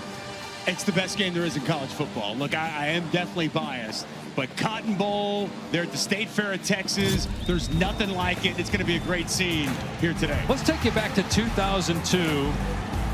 Oklahoma's ranked number 2. Texas is ranked number 3. Chris Sims gets rid of the pass, and some guy comes out of nowhere after the whistle's blown and lights him up. Oh, it's you. They told us to locate the quarterback after the reception. I located the quarterback, Dave. Did you get flagged? Here is Douglas on the tight end dump off, and on 2nd and 16, he gets about half of it, 3rd down. Never let facts get in the way of a good story, Dave. Yes, I would say announcer Dusty today, some 20-plus years later, would have a little bit different feel for Sooner Dusty as a player in 02. Where's the long blonde hair? I don't see it there on the cover of Sooner Illustrated. Started to flow later in my career. Was nothing like putting on that gold hat.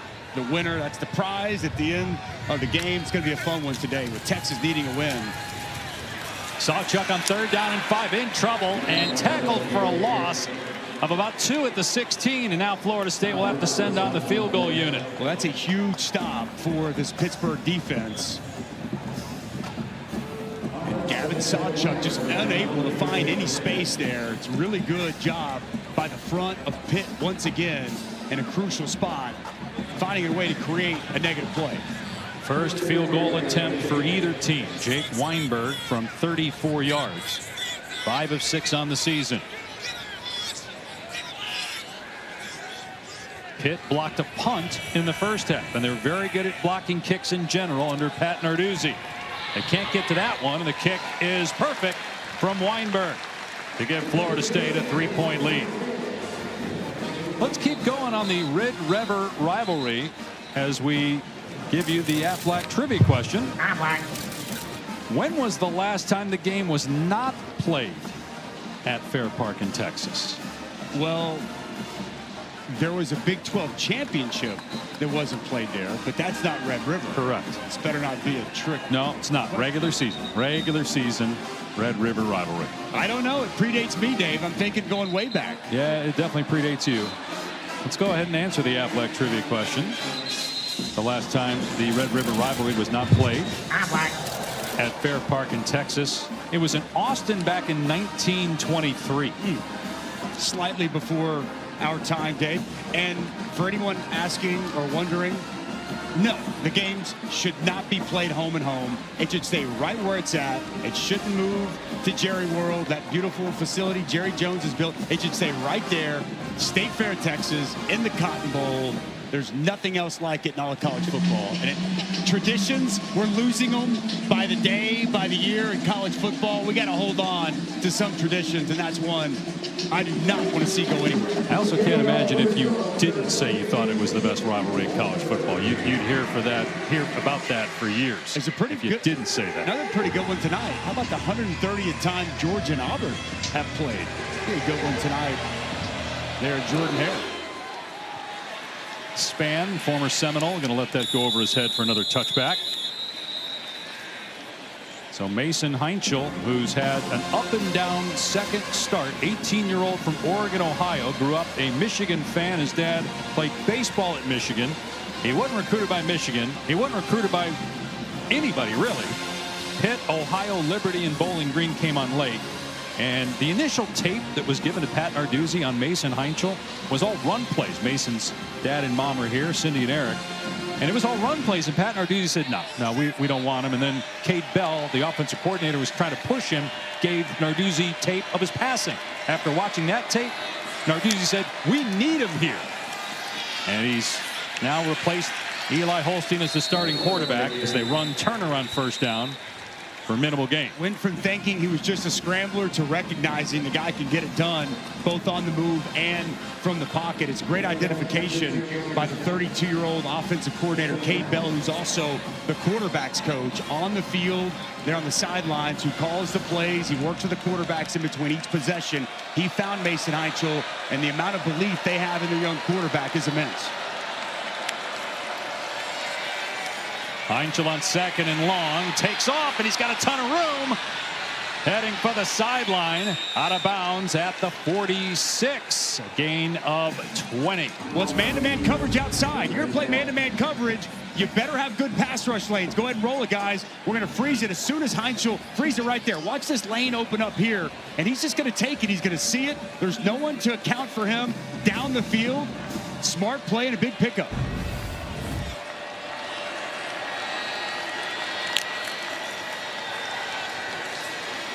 Heinzel over the middle, complete. Inside the 35 is Williams. Wrestled to the ground at the 32. Another chunk play through the air. 22 more yards. It's a good, clean pocket. Nice route by Poppy Williams. And a strong throw for another first down. Heinzel taking off, being chased, and he got outside the pocket. I don't know if he got that back to the line of scrimmage, though. He was definitely outside the pocket. Intentional grounding. The quarterback was outside the box, and the ball crossed the line of scrimmage. It's second down. It was awfully close, though, to it being intentional grounding. Very, very close. Side judge right there on top of it. He's standing there watching the entire thing. 33 is the line of scrimmage. Ooh, I don't know, Dave. It's got to get through the neutral zone. Yeah, it looked to be short. It looked short to me. And now they're stopping play.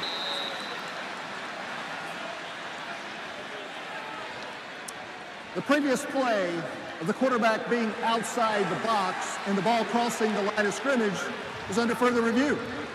And so we're going to bring in shortly the ACC Game Day Operations Center in Charlotte to hear that conversation about A, whether he got outside the pocket, and then B, whether the ball crossed the line of scrimmage.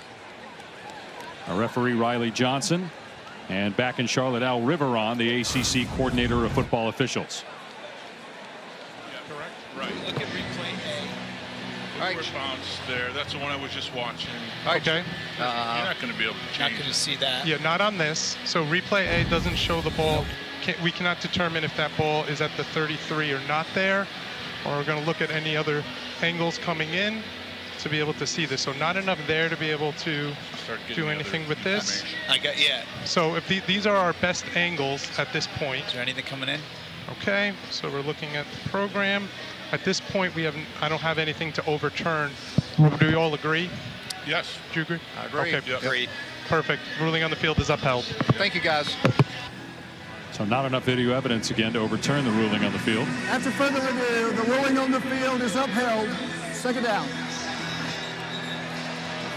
Got outside the pocket and close enough there to determine that they can't overrule that with video evidence.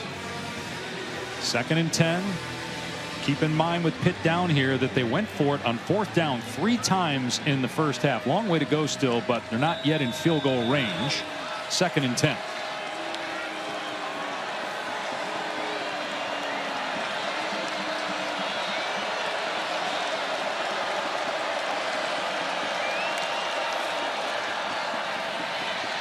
Everybody covered. Heinzel in trouble, and he throws the ball forward as he was about to go to the ground, and it's an incomplete pass. Boy, he is very fortunate that he didn't get sacked. The question is where he threw the ball. Was there an offensive player around there other than the offensive lineman? Watch there goes the flag. It's going to be grounding. Had to be grounding.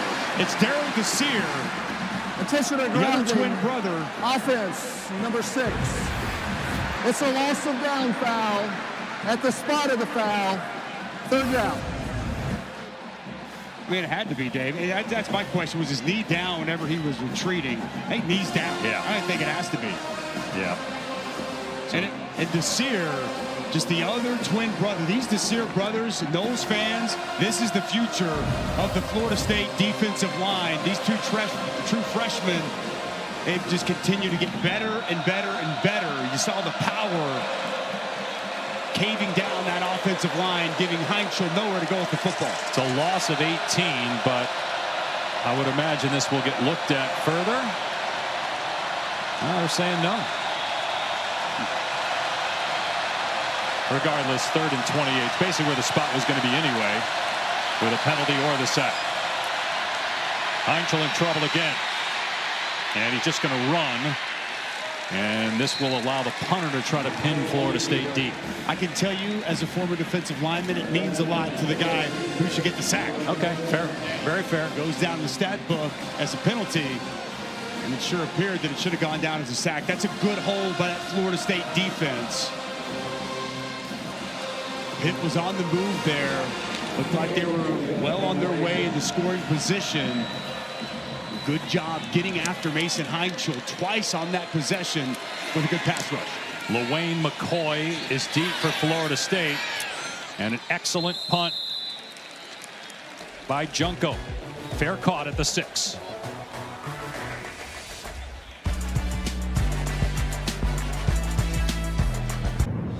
Today's More Than a Home Team is brought to you by Cracker Barrel. Well, it's the home team quarterback. We're going to talk about Tommy Castellanos' deep post to Danzig, a dime.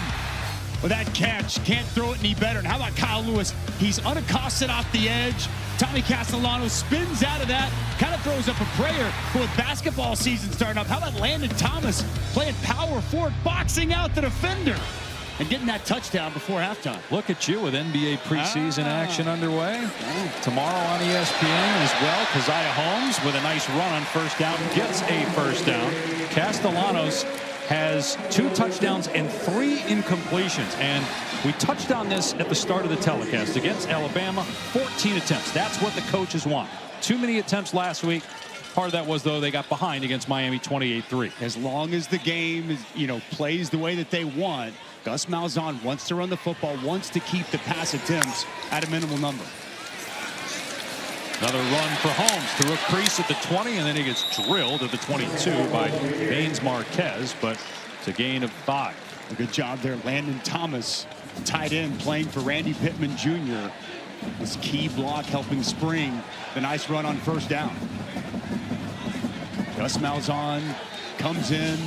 The relationship with Mike Norvell and him goes way back, and he has really ignited this rushing attack for this Florida State team. Abysmal a season ago, and it's been the real strength of this football team so far this season.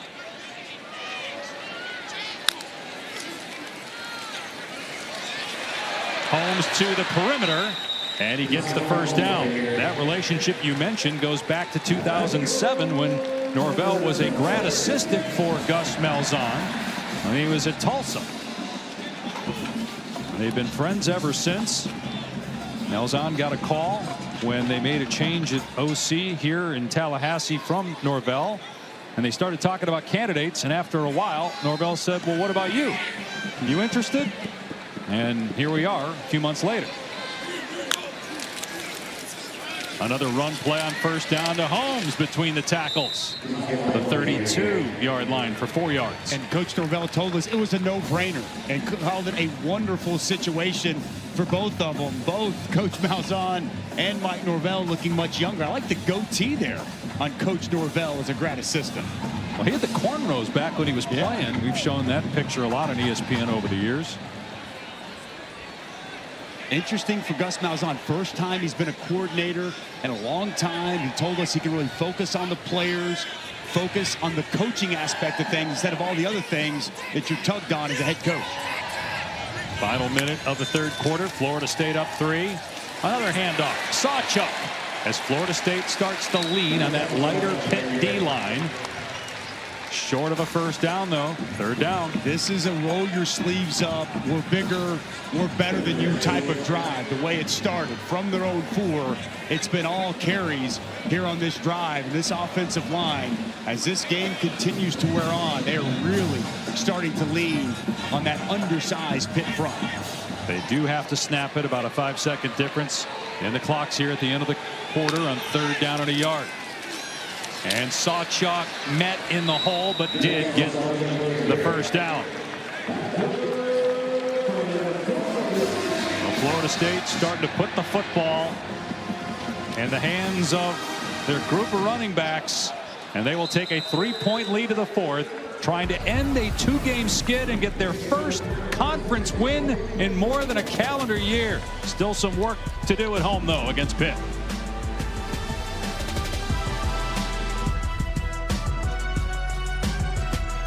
by ServPro. Moments ago, Taylor McGregor and Mike Norvell. Coach, you just had a meeting with your group. What did you say? I said 15 more minutes. I mean, we've given up a couple explosive plays defensively. I've got to contain the quarterback, but I think our guys are fighting hard. They're responding, but this is what it's all about. You got 15 minutes to go. Put your heart out there on display and get the job done. Thank you, Coach. Dave. And Taylor, it's one of the most important games of the Norvell era as they run the ball for the 9th straight play. It's 7th straight on this drive. Sawchuk gets a couple yards. Florida State's last win in conference play was against Cal on September 21st of last year. Remember, that was coming off an undefeated regular season 2 years ago. They went 2-10 last year, started this year with a win over Alabama, but 2 straight losses to Virginia and Miami entering today. They've shown the ability to be one of the best teams in college football, and now it's got everybody wondering, who are you really? We're going to find out a lot about this team here in this 4th quarter. They'll keep it on the ground once again. Sawchuk make that Como, bouncing it to the outside and getting a first down. The true freshman all the way down to the 43 of Pitt. Well, I love this jump cut by Como. Showing a lot here. Just going to be blocking off the edge, and he's going to bounce this thing. Really good job of running. Landon Thomas with a key block to set it up, and the rest is the freshman showcasing that athleticism and that speed to the perimeter. No pass plays yet on this possession. Play action's coming at some point. They're going to take their shot. Not here. Croma looking for room. Stays in play. And then a flag comes down. Battle shoved the running back Croma out of bounds. This is going to be on Florida State. Offensive holding, number 67. 10-yard penalty. First down. It's on Richie Leonard, the left guard, who got hurt in the 3rd quarter, but is back out there now. 6th penalty on FSU. And able to stay in front of the chains. This might alter and change a little bit for this drive. They've been, just right on track, being able to run the football on 1st down, 2nd down.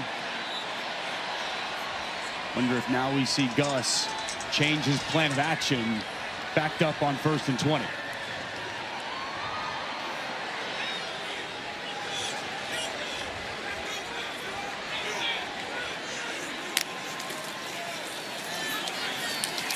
Holmes finds a lane, but that hole closes at midfield. So just a 3-yard run, and the ball came out. Holmes lost the ball, and Pitt has it. A turnover at midfield by Florida State.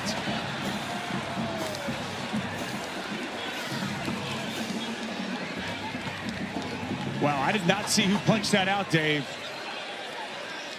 But potentially just a huge mistake by Holmes. And coming out of there with it is Jasir Whittington, a D tackle. Freshman from Philadelphia. Recovered by Pittsburgh. First down. There's also an injured Panther. It's Braylon Lovelace. They're looking at his right leg. But it is Pitt ball at midfield. First giveaway by Florida State.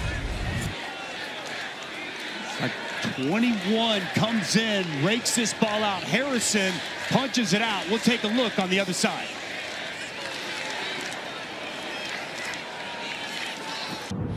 Shadarian Harrison's going to come with his right hand and clearly knock this ball loose from Holmes. A huge takeaway for Pitt. And now Mason Heinchel with the ball right around midfield this 4th quarter to give his team a chance to take the lead.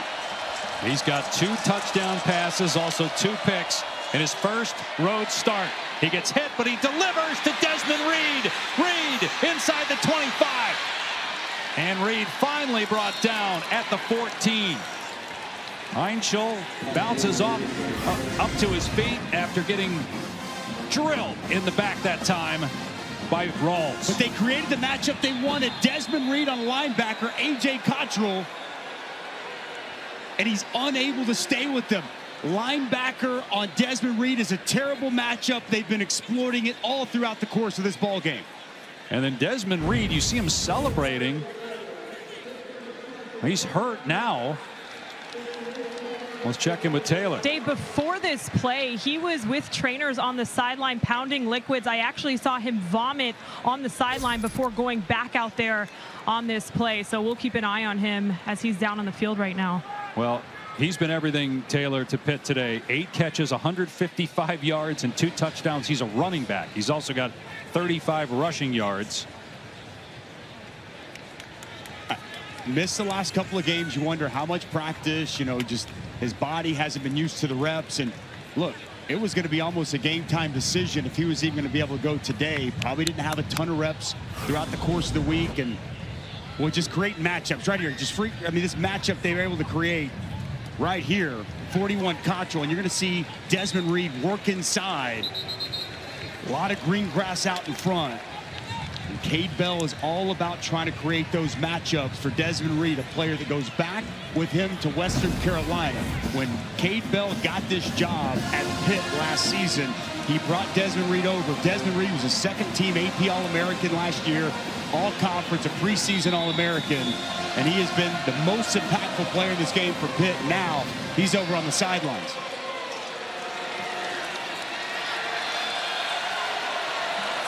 So Boozy Turner is the backup, a true freshman. He's got a touchdown in this game. He's been good. Ball at the 14 of Florida State. It is Turner. Finds a lane and picks up 5 down to the 9. And how about Heinchel too, Dusty, hanging in there, knowing that hit's coming and making that throw. There's no question. Poise in the pocket. Knows the pressure's there. Just got to wait long enough to allow his receiver to come open. Now this Pitt offense knocking on the door of a fourth-quarter lead. Trailing by 3, 2.5 gone by here in the fourth. Heinchel to the air, surveying the defense, backing up, and now sprinting, heading for the sideline, and out of bounds at the 10. Pushed out by Juice Cryer, bring it up 3rd down. Mason Heinchel just trying to make something happen. He almost found himself in a really bad spot. Able to get to the edge and get out of bounds. And if you're Mason Heinchel, don't force the issue in this spot. Had the red zone interception late in the first half. It's been a real problem for Pitt this season. You want to be able to take a shot if it's there, but don't force the issue.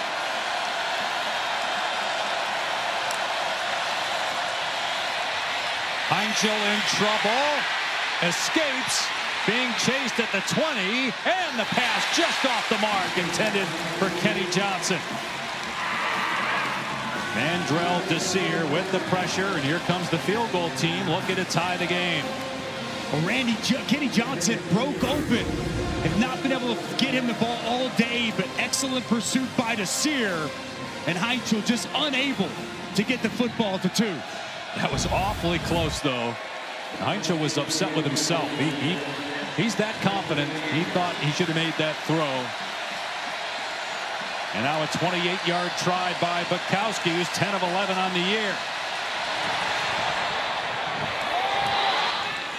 And we are tied at 24.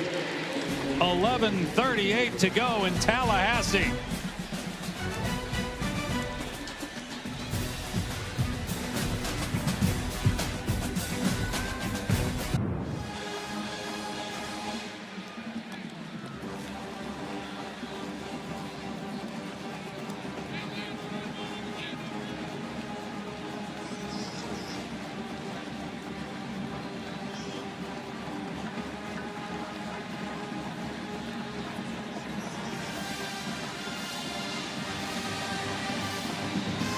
I trust Pete, and obviously that's huge news. Well, he's probable Thursday and yesterday, and boy, the timeline did not look like he was going to make it. Thumb surgery in the bye week after the game against Auburn, and if he could make it back and play at a high level, boy, legendary status and Sooner lore. Arch Manning looking for a big moment, big game. What a matchup we have coming our way on ABC. Take a look at this week's college football rankings brought to you by AT&T. Oklahoma comes into that game number 6. Texas fell out of the top 25 after the loss to Florida. You got Alabama right now leading Missouri. Remember, the Crimson Tide lost to Florida State week 1, but impressive wins over Georgia and Vanderbilt. Georgia's at Auburn tonight on ABC 7:30 Eastern. Auburn coming off a bye. I'll be intrigued. Can they protect Jackson Arnold. Georgia's not generated a lot of pressure, but the last 2 losses, Oklahoma and A&M, a ton of pressure on Auburn. Can they give Arnold the time he needs to locate those talented wide receivers outside? Big factor in that game tonight. This is the 12th consecutive run for Florida State, and Castellanos is eaten alive by Nick James. It's his first attempt running the ball since he fumbled in the second quarter. Here's Nick James. He's going to work inside and get up the field. Just continues to work, stay in there in that B gap. Also an excellent job coming downhill by Rasheem Biles, with Biles just all over the place.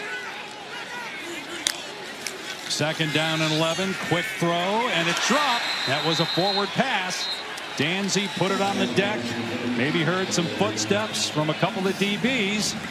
And it's 3rd and 11. That was Kyle Lewis coming downhill to make that play outside. And I think he did feel what was coming at him. Danzy just takes his eyes slightly off the football. Now 3rd and long here for this Florida State offense, and depleted at wide receiver and tight end on a crucial 3rd down moment. No Randy Pittman, no Deuce Robinson. On the rollout, Castellanos gonna keep it, and he runs out of room. Good job by Pitt to keep hovering around the sticks to make sure Castellanos couldn't get loose, and it is a quick 3 and out by FSU. Well, it's vision defense, man. Watch these guys run. Watch them run to the football. Zone coverage on the backside, and we're going to see them just go. Watch them all fly to the football. When Castellanos declares to be a runner, that speed of that Pitt defense on display. And it was Rasheem Biles once again who gets there first. Well done getting off the field. A quick 3 and out for that Pitt defense. Cimento had a punt blocked in the first half. Kenny Johnson, the return man, made a mistake fielding a ball at the 2-yard line. He secured it, though, for a fair catch.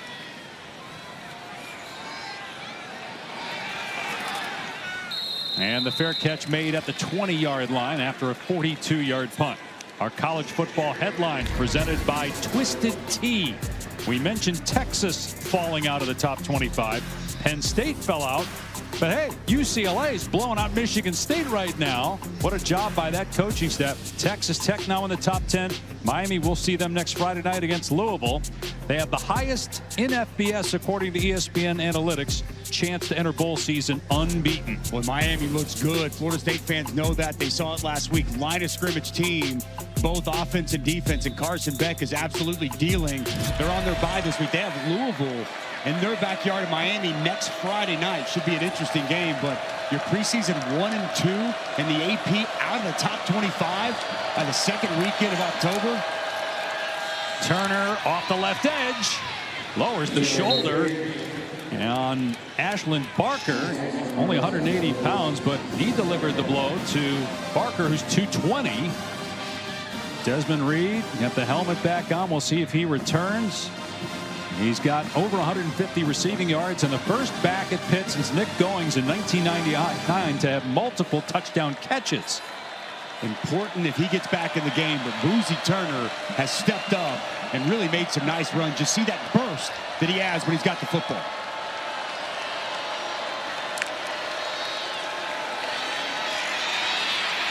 Heinschel delivers into Florida State territory is Kenny Johnson, and Johnson stays in bounds before he's finally knocked out near the 20-yard line by Barker.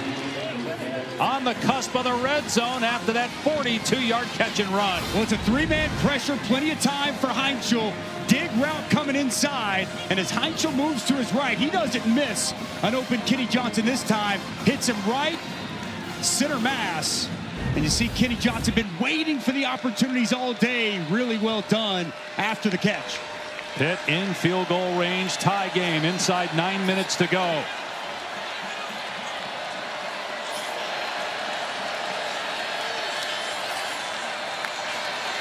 Another pass play. Heinschel dumps it off to Turner, and he stumbles down to the 20-yard line. Gained him just a couple. Second down and long. Mason Heinschel has just continued to step up and answer the bell throughout the course of this ball game. Throw it from the pocket, on the move, however you want it. Extended plays throughout the course of today. He's hung in there. And I like the way he's responded to 2 interceptions before half. You wondered how he'd come out in the second half, and made some really impactful, important plays to get Pitt to this point. Had the game-tying touchdown. Led them to the game-tying field goal. In trouble here, the jump pass, and that was dangerous. It was behind Blue Hicks. So 3rd down and 8. Dialing up pressure. Tony White's not just sitting back. No zone coverage there. Bring the pressure man-to-man on the outside. Good tight coverage by Earl Little Jr. That pass slightly behind Blue Hicks. Big, important play here for this Florida State defense. I like them attacking, coming after Mason Heinschel. And no Des Reed in the game right now. Still over on the sidelines. Yeah, that's Goff, the running back, next to Heinschel. They only rush 4. Heinschel finds a receiver, but well short of the first down marker is Williams. Brought down at the 16. And Pitt will send on the field goal unit to try and tie the game midway through the 4th quarter. Good job by Shaheem Brown. There in coverage. Catch tackle on Poppy Williams. You give up the big explosive to Kenny Johnson, but you regroup, you rally, and you're able to force this field goal attempt. And Bukowski's only missed 1 field goal all year. He's 11 of 12. Tied the game against West Virginia. Ended up losing, though. Pitt did in overtime. 34-yard try. And that is good. We got a new team in front here with Pitt taking the 27-24 lead after trailing by 7 at halftime.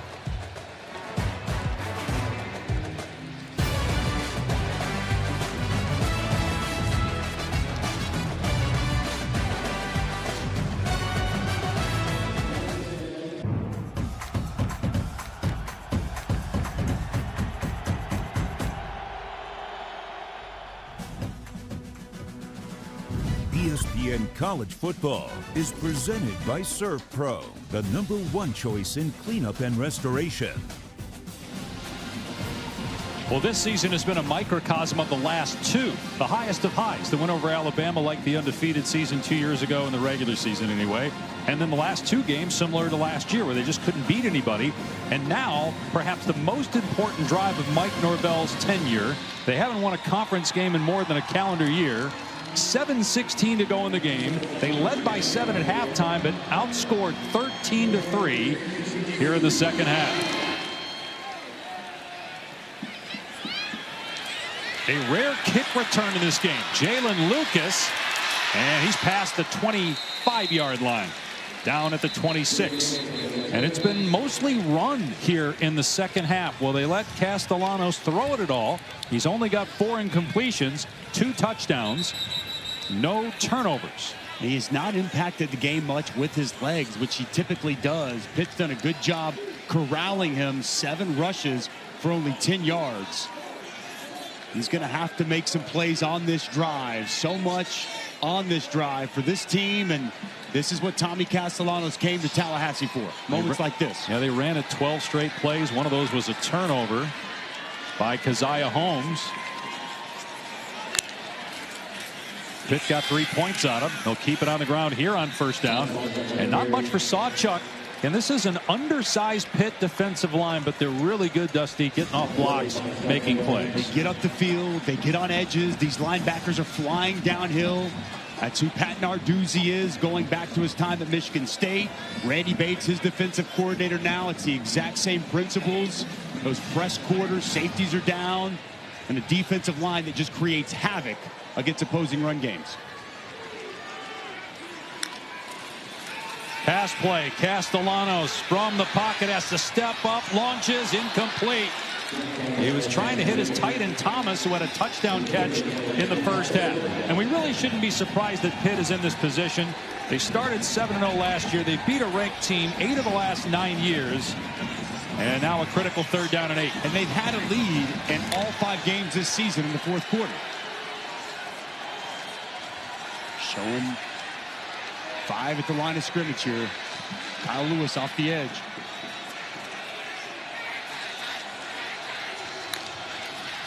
They blitz. Castellanos spins away from pressure. Long throw, incomplete.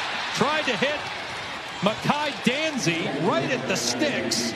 Sean Lee Jr. true freshman corner in coverage, and Florida State goes 3 and out again. Boys, a long throw over on the outside. That pressure comes. Thomas Castellano spins out of it again, and it's a long throw. How about the plant and drive by the true freshman, Sean Lee, to come contest that catch by Danzy. I think Danzy could have made a play on it, but Lee there to help the disruption. Back-to-back 3-and-out stops after the Pitt defense created the takeaway. 2 3-and-outs in a row. And Mason Heinzel is going to get the football back with a lead late in this fourth quarter. Got a whistle as Florida State was going to fake punt on 4th and 8 from their own 29. Gavin Sawchuk. Delay of game, offense. 5-yard penalty, 4th down. Maybe that'll end up being a blessing in disguise. I was going to say, it did not look like that was going anywhere. I think that actually might work out in the favor of Florida State. Pitt was there. Yeah, he was going to go down for a loss, and Pitt would have had the ball at around the 20-yard line of Florida State with a chance to put the game away.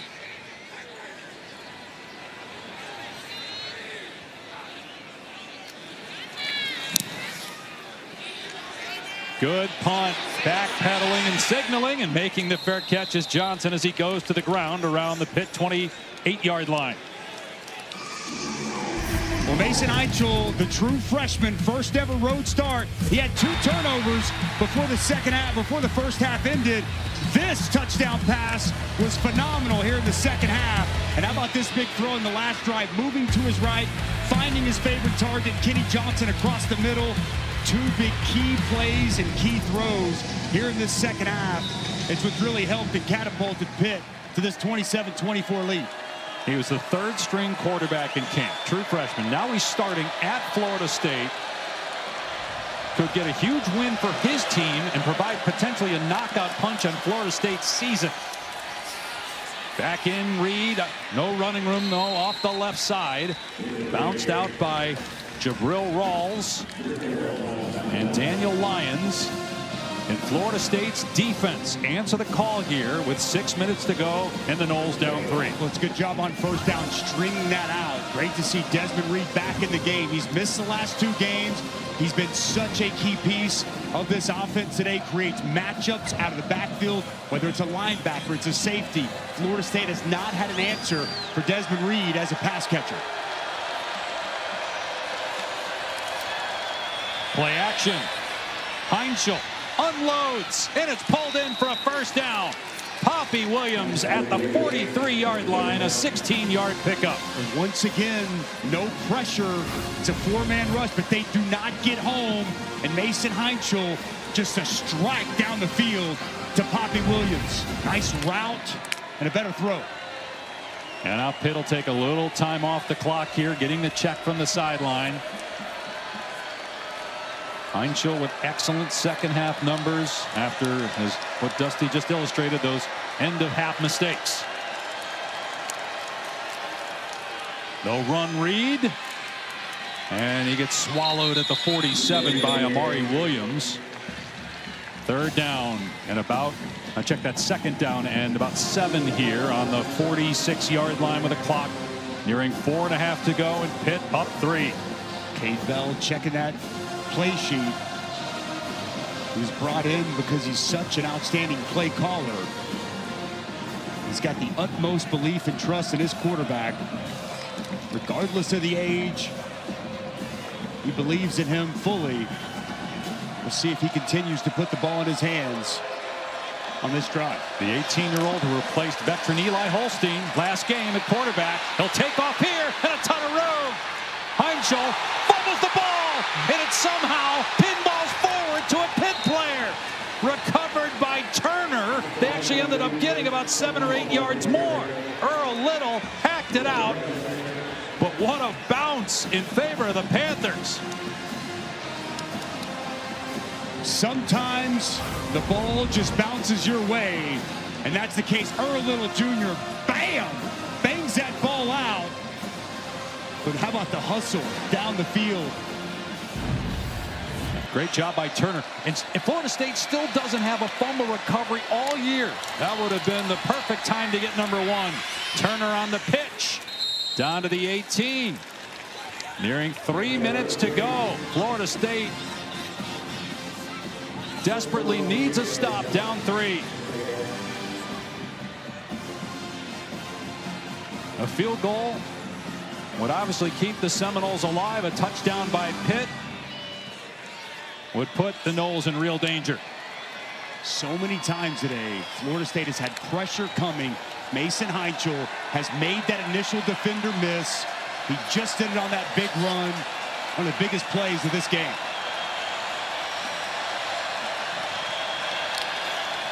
Heinchel to throw, pressure up the middle. Heinchel dumps it off to Turner. And Turner breaks tackles and gets a first down. It'll be 1st and goal at the 7-yard line with 2.5 to go in the game. And here he is again. Watch him move to his right. Pressure's going to come in his face. Moves his right. Sidearms this. Gets it around the defender, Nicholson. And finds Boozy Turner in the flat. This had to be part of what Cade Bell saw in high school on film.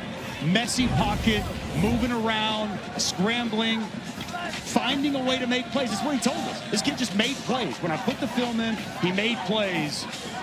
And boy, he's been making a lot of plays here these first 2 games as a starting quarterback for Pitt. And look, there's a long way to go in this season. If Pitt wins this game, got to start looking at them a little bit differently, right? Yeah. Based on what we've seen the last 2 games from this quarterback, when you think about the big picture ACC. Yeah, and you think about that Louisville game that they had a lead in until they throw a couple of 4th-quarter interceptions. Still a long way to go in this ball game, but I don't know how you can't walk away from this and say, wow, Pitt has a dude at quarterback. But if you're Tony White and you're Florida State, you got to get a stop here.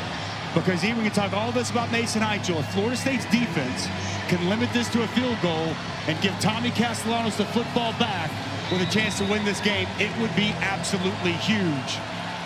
They just used the timeout. So 2:36 to go. Florida State has 2 more timeouts, and the official timeout coming in 36 seconds. Pitt will keep it on the ground. Turner inside the 5 and down to about the 4. Norvell will call another timeout. Wants to make sure his offense has enough time. But again, if they surrender a touchdown, they're not going to have enough time. They're going to have a situation where they're going to need to score twice, including an onside kick recovery, which is asking a lot with under 2 minutes to go. So you got 2:31, 1 more timeout coming. Heinchel with 2 touchdown passes. The turnover by Florida State that Pitt turned into points. Pitt also had a block punt but turned it over after that. But it was that bounce there. And that was a free ball as Earl Little knocked it loose. It looked like Florida State was going to recover, and somehow it just pinballs forward. And Boozy Turner was just waiting for it. And now it's 2nd and goal from the 4. Everything on the line for Florida State. Trying to avoid an 0-3 start in conference play after that disastrous 2-10 record last year. Quarterback can be a runner here.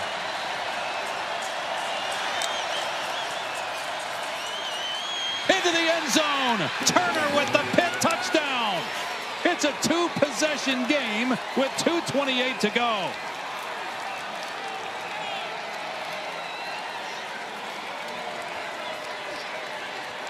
What a second half by the Panther offense. They've got 19 points. 1 more coming here on the kick, holding Florida State to just 3 since halftime.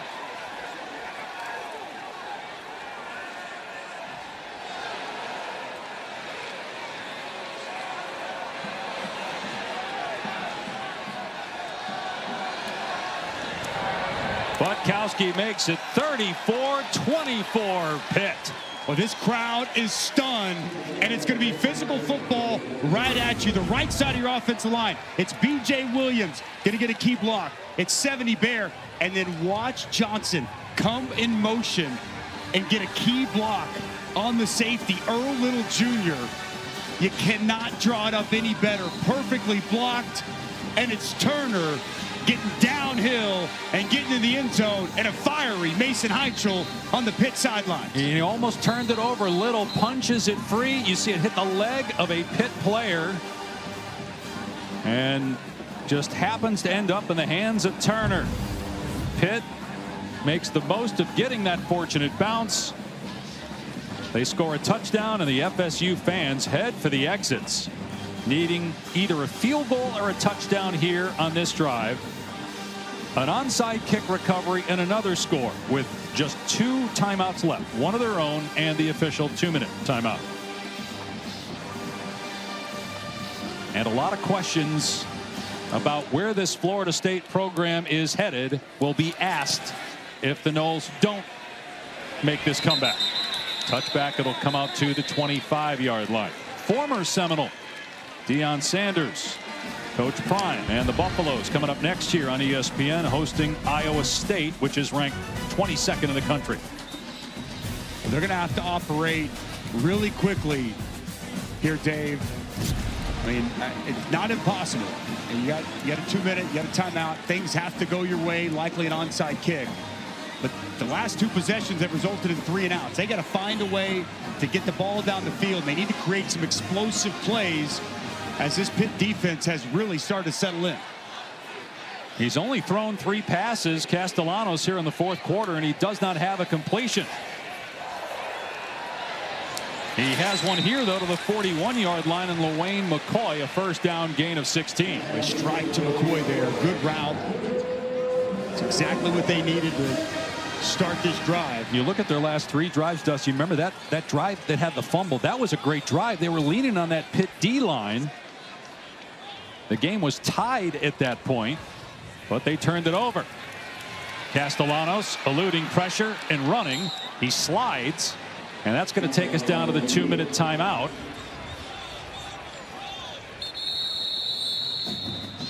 With Pitt in command.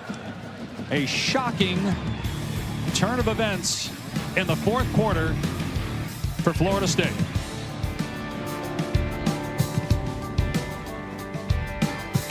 Florida State staring at 8 consecutive ACC losses unless they have a remarkable final 2 minutes. They haven't won in 385 days in conference play. And more important, trying to avoid an 0-3 start this year. They beat Alabama week 1. They lose at Virginia a couple weeks ago on a Friday night in double overtime. Handled by Miami. The score really not indicative of how well the Canes dominated that game. And then not a good second half performance by Florida State today, and Castellanos in trouble. He gets rid of it at the last second as he was being spun down. They haven't signaled yet if it's a pass or if he's down, because if he's down, they may have to use a timeout. They're saying he wasn't, so the clock stops on the incompletion, 3rd and 8. Well, it's a very well-timed blitz by Braylon Lovelace. He's going to hit this downhill, and he's going to ricochet off the offensive lineman and right into Thomas Castellanos. Very well done and well timed. Castellanos gets that ball away, but well, that pressure was felt.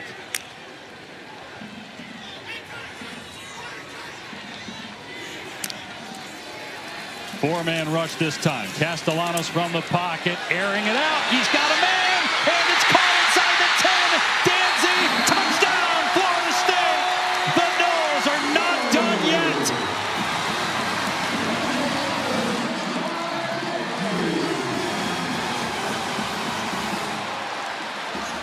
Castellanos drops it in the bucket.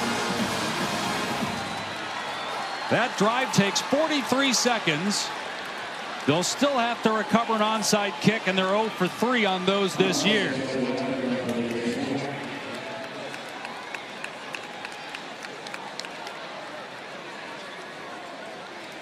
But Florida State keeping it interesting with Danzy getting his 2nd touchdown catch of the day.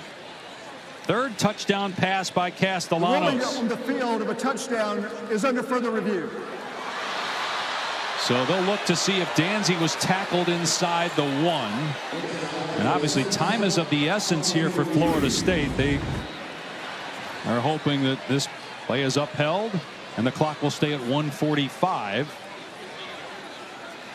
Hard to see the ball when Danzy As he landed, see the hand goes down. Looks like a touchdown to me, Dave. As his backside hits the ground. There, where is that football? Here you go. The hand, the wrist is good. Still can't see the ball at this replay. So we don't have anything down the line to be able to show that. That's the replay A is probably our best look. And the left 25, which is the same view. Based off of this, would we all agree that the ruling on the field is upheld? I would, yes. Yes. All right, perfect. The ruling on the field is upheld for touchdown. All right, thanks, guys. Thanks. Great stuff from the ACC again, allowing us into the After further operations review, center. The ruling on the field is upheld. Touchdown. So they, again, will still need to recover an onside kick. If they don't, the game's essentially over because Florida State can only stop the clock one more time. But if they do recover the onside kick, they'd have enough time to not only get in field goal range, but have enough time to maybe go get the game-winning touchdown. But they have not recovered an onside kick in 2 years. Got to go back to 2023 against Southern Miss. So Weinberg makes it a 3-point game, 34-31. Let's take a look at this last play. It's cover 2 on the back end. And Javon McIntyre is going to be your safety. Watch him get width to get over the top. Here's going to be Danzy. He's going to give a little head fake, and he's going to run this post. And it's McIntyre that's never able to catch up. And then Thomas Castellanos puts a lot of air into this football and throws it to where only his guy can catch it. Good job up in the air. Tracking that ball by Danzy, his second deep shot down the field of the afternoon. And Florida State showing some fight once again, trying to stay in this ball game. But as you mentioned, Dave, this onside kick is everything right now. If you're just joining us, you just watched Alabama over on ABC beat Missouri. Florida State was up at halftime by 7, but true freshman quarterback Mason Heinchel bounces back from 2 picks in the first half to lead his team to 20 second half points. Pitt led by 10 with 2 minutes to go. Castellanos just had that long touchdown to make it a 7-point game. But because FSU has just the 1 timeout left, they will need to recover this onside kick, or Pitt will be able to take a knee 3 times and end the game. 1 timeout left for Florida State. That's it. They'll only be able to stop the clock 1 time. Sidewinder, and it is recovered by Pitt. Florida State was waiting for that ball to cross the 45. It had to go 10 yards, and it was just spinning like a top. And then Kyle Lewis jumped on it. Again, Florida State has 1 timeout, but the clock favoring the Panthers here heavily late. Well, it's good patience here by Kyle Lewis, waiting, knowing this thing's got to get close to 10 yards. And as soon as it approaches 10 yards, he gets on top of it. And that 1 timeout is crucial. They can't fully run this clock out and take it to a knee. You can take it down to inside 20 seconds, though. Right. They're going to put Heinchel in the gun here. Keep it on the ground. Reed upended at the 41, and here will come the last timeout by Norvell. So again, you've got 2 more plays here, minute 20, so you're going to take it down to 19. And then it would be 4th down if we get to that. And then Pat Narduzzi might have a decision to make. Yes. So you're talking 19 at worst if you're Pitt. It'll be close. 15. It'll definitely be close because you got to have the time for a play as well, right? So you start to do the math. There's not going to potentially be much time left. We'll just see how this thing plays out, though. Got to protect the ball if you're Pitt. That's exactly right. That ball security's got to be what's being talked about over during the timeout right now. 2 hands on the football, nothing loose. We've seen a punch out here in this second half from Earl Little Jr. We had the Holmes fumble earlier on the other side.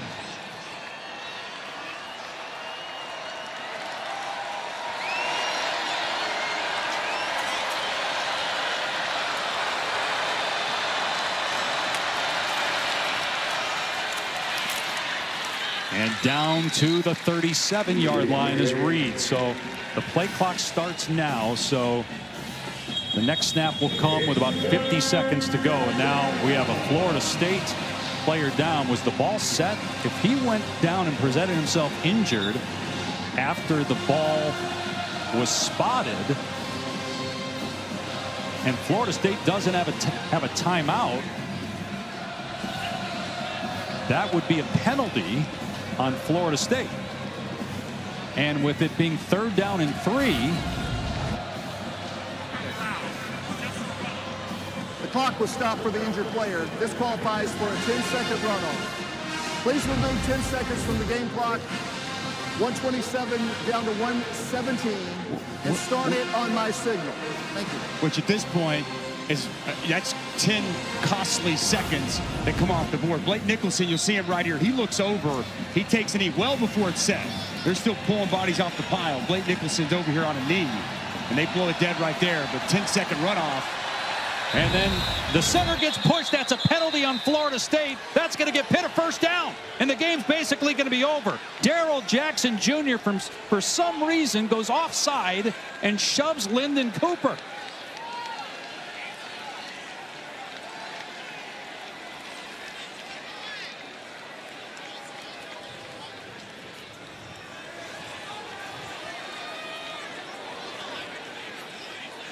Again, it's 3rd down and 3, so any Florida State penalty, it's a 1st down for Pitt.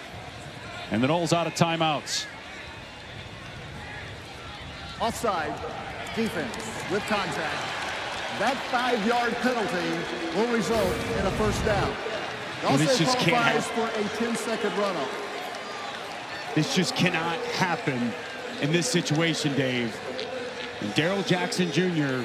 came back this season to try to change the fortunes of Florida State, to help this team and, have a completely different type of season than it had last year, to have, for himself, improve his draft stock. And he's had a good start to the season. Cannot have that in that spot. And it's what Mike Norvell told us. Self-inflicted mistakes has been an issue for this team.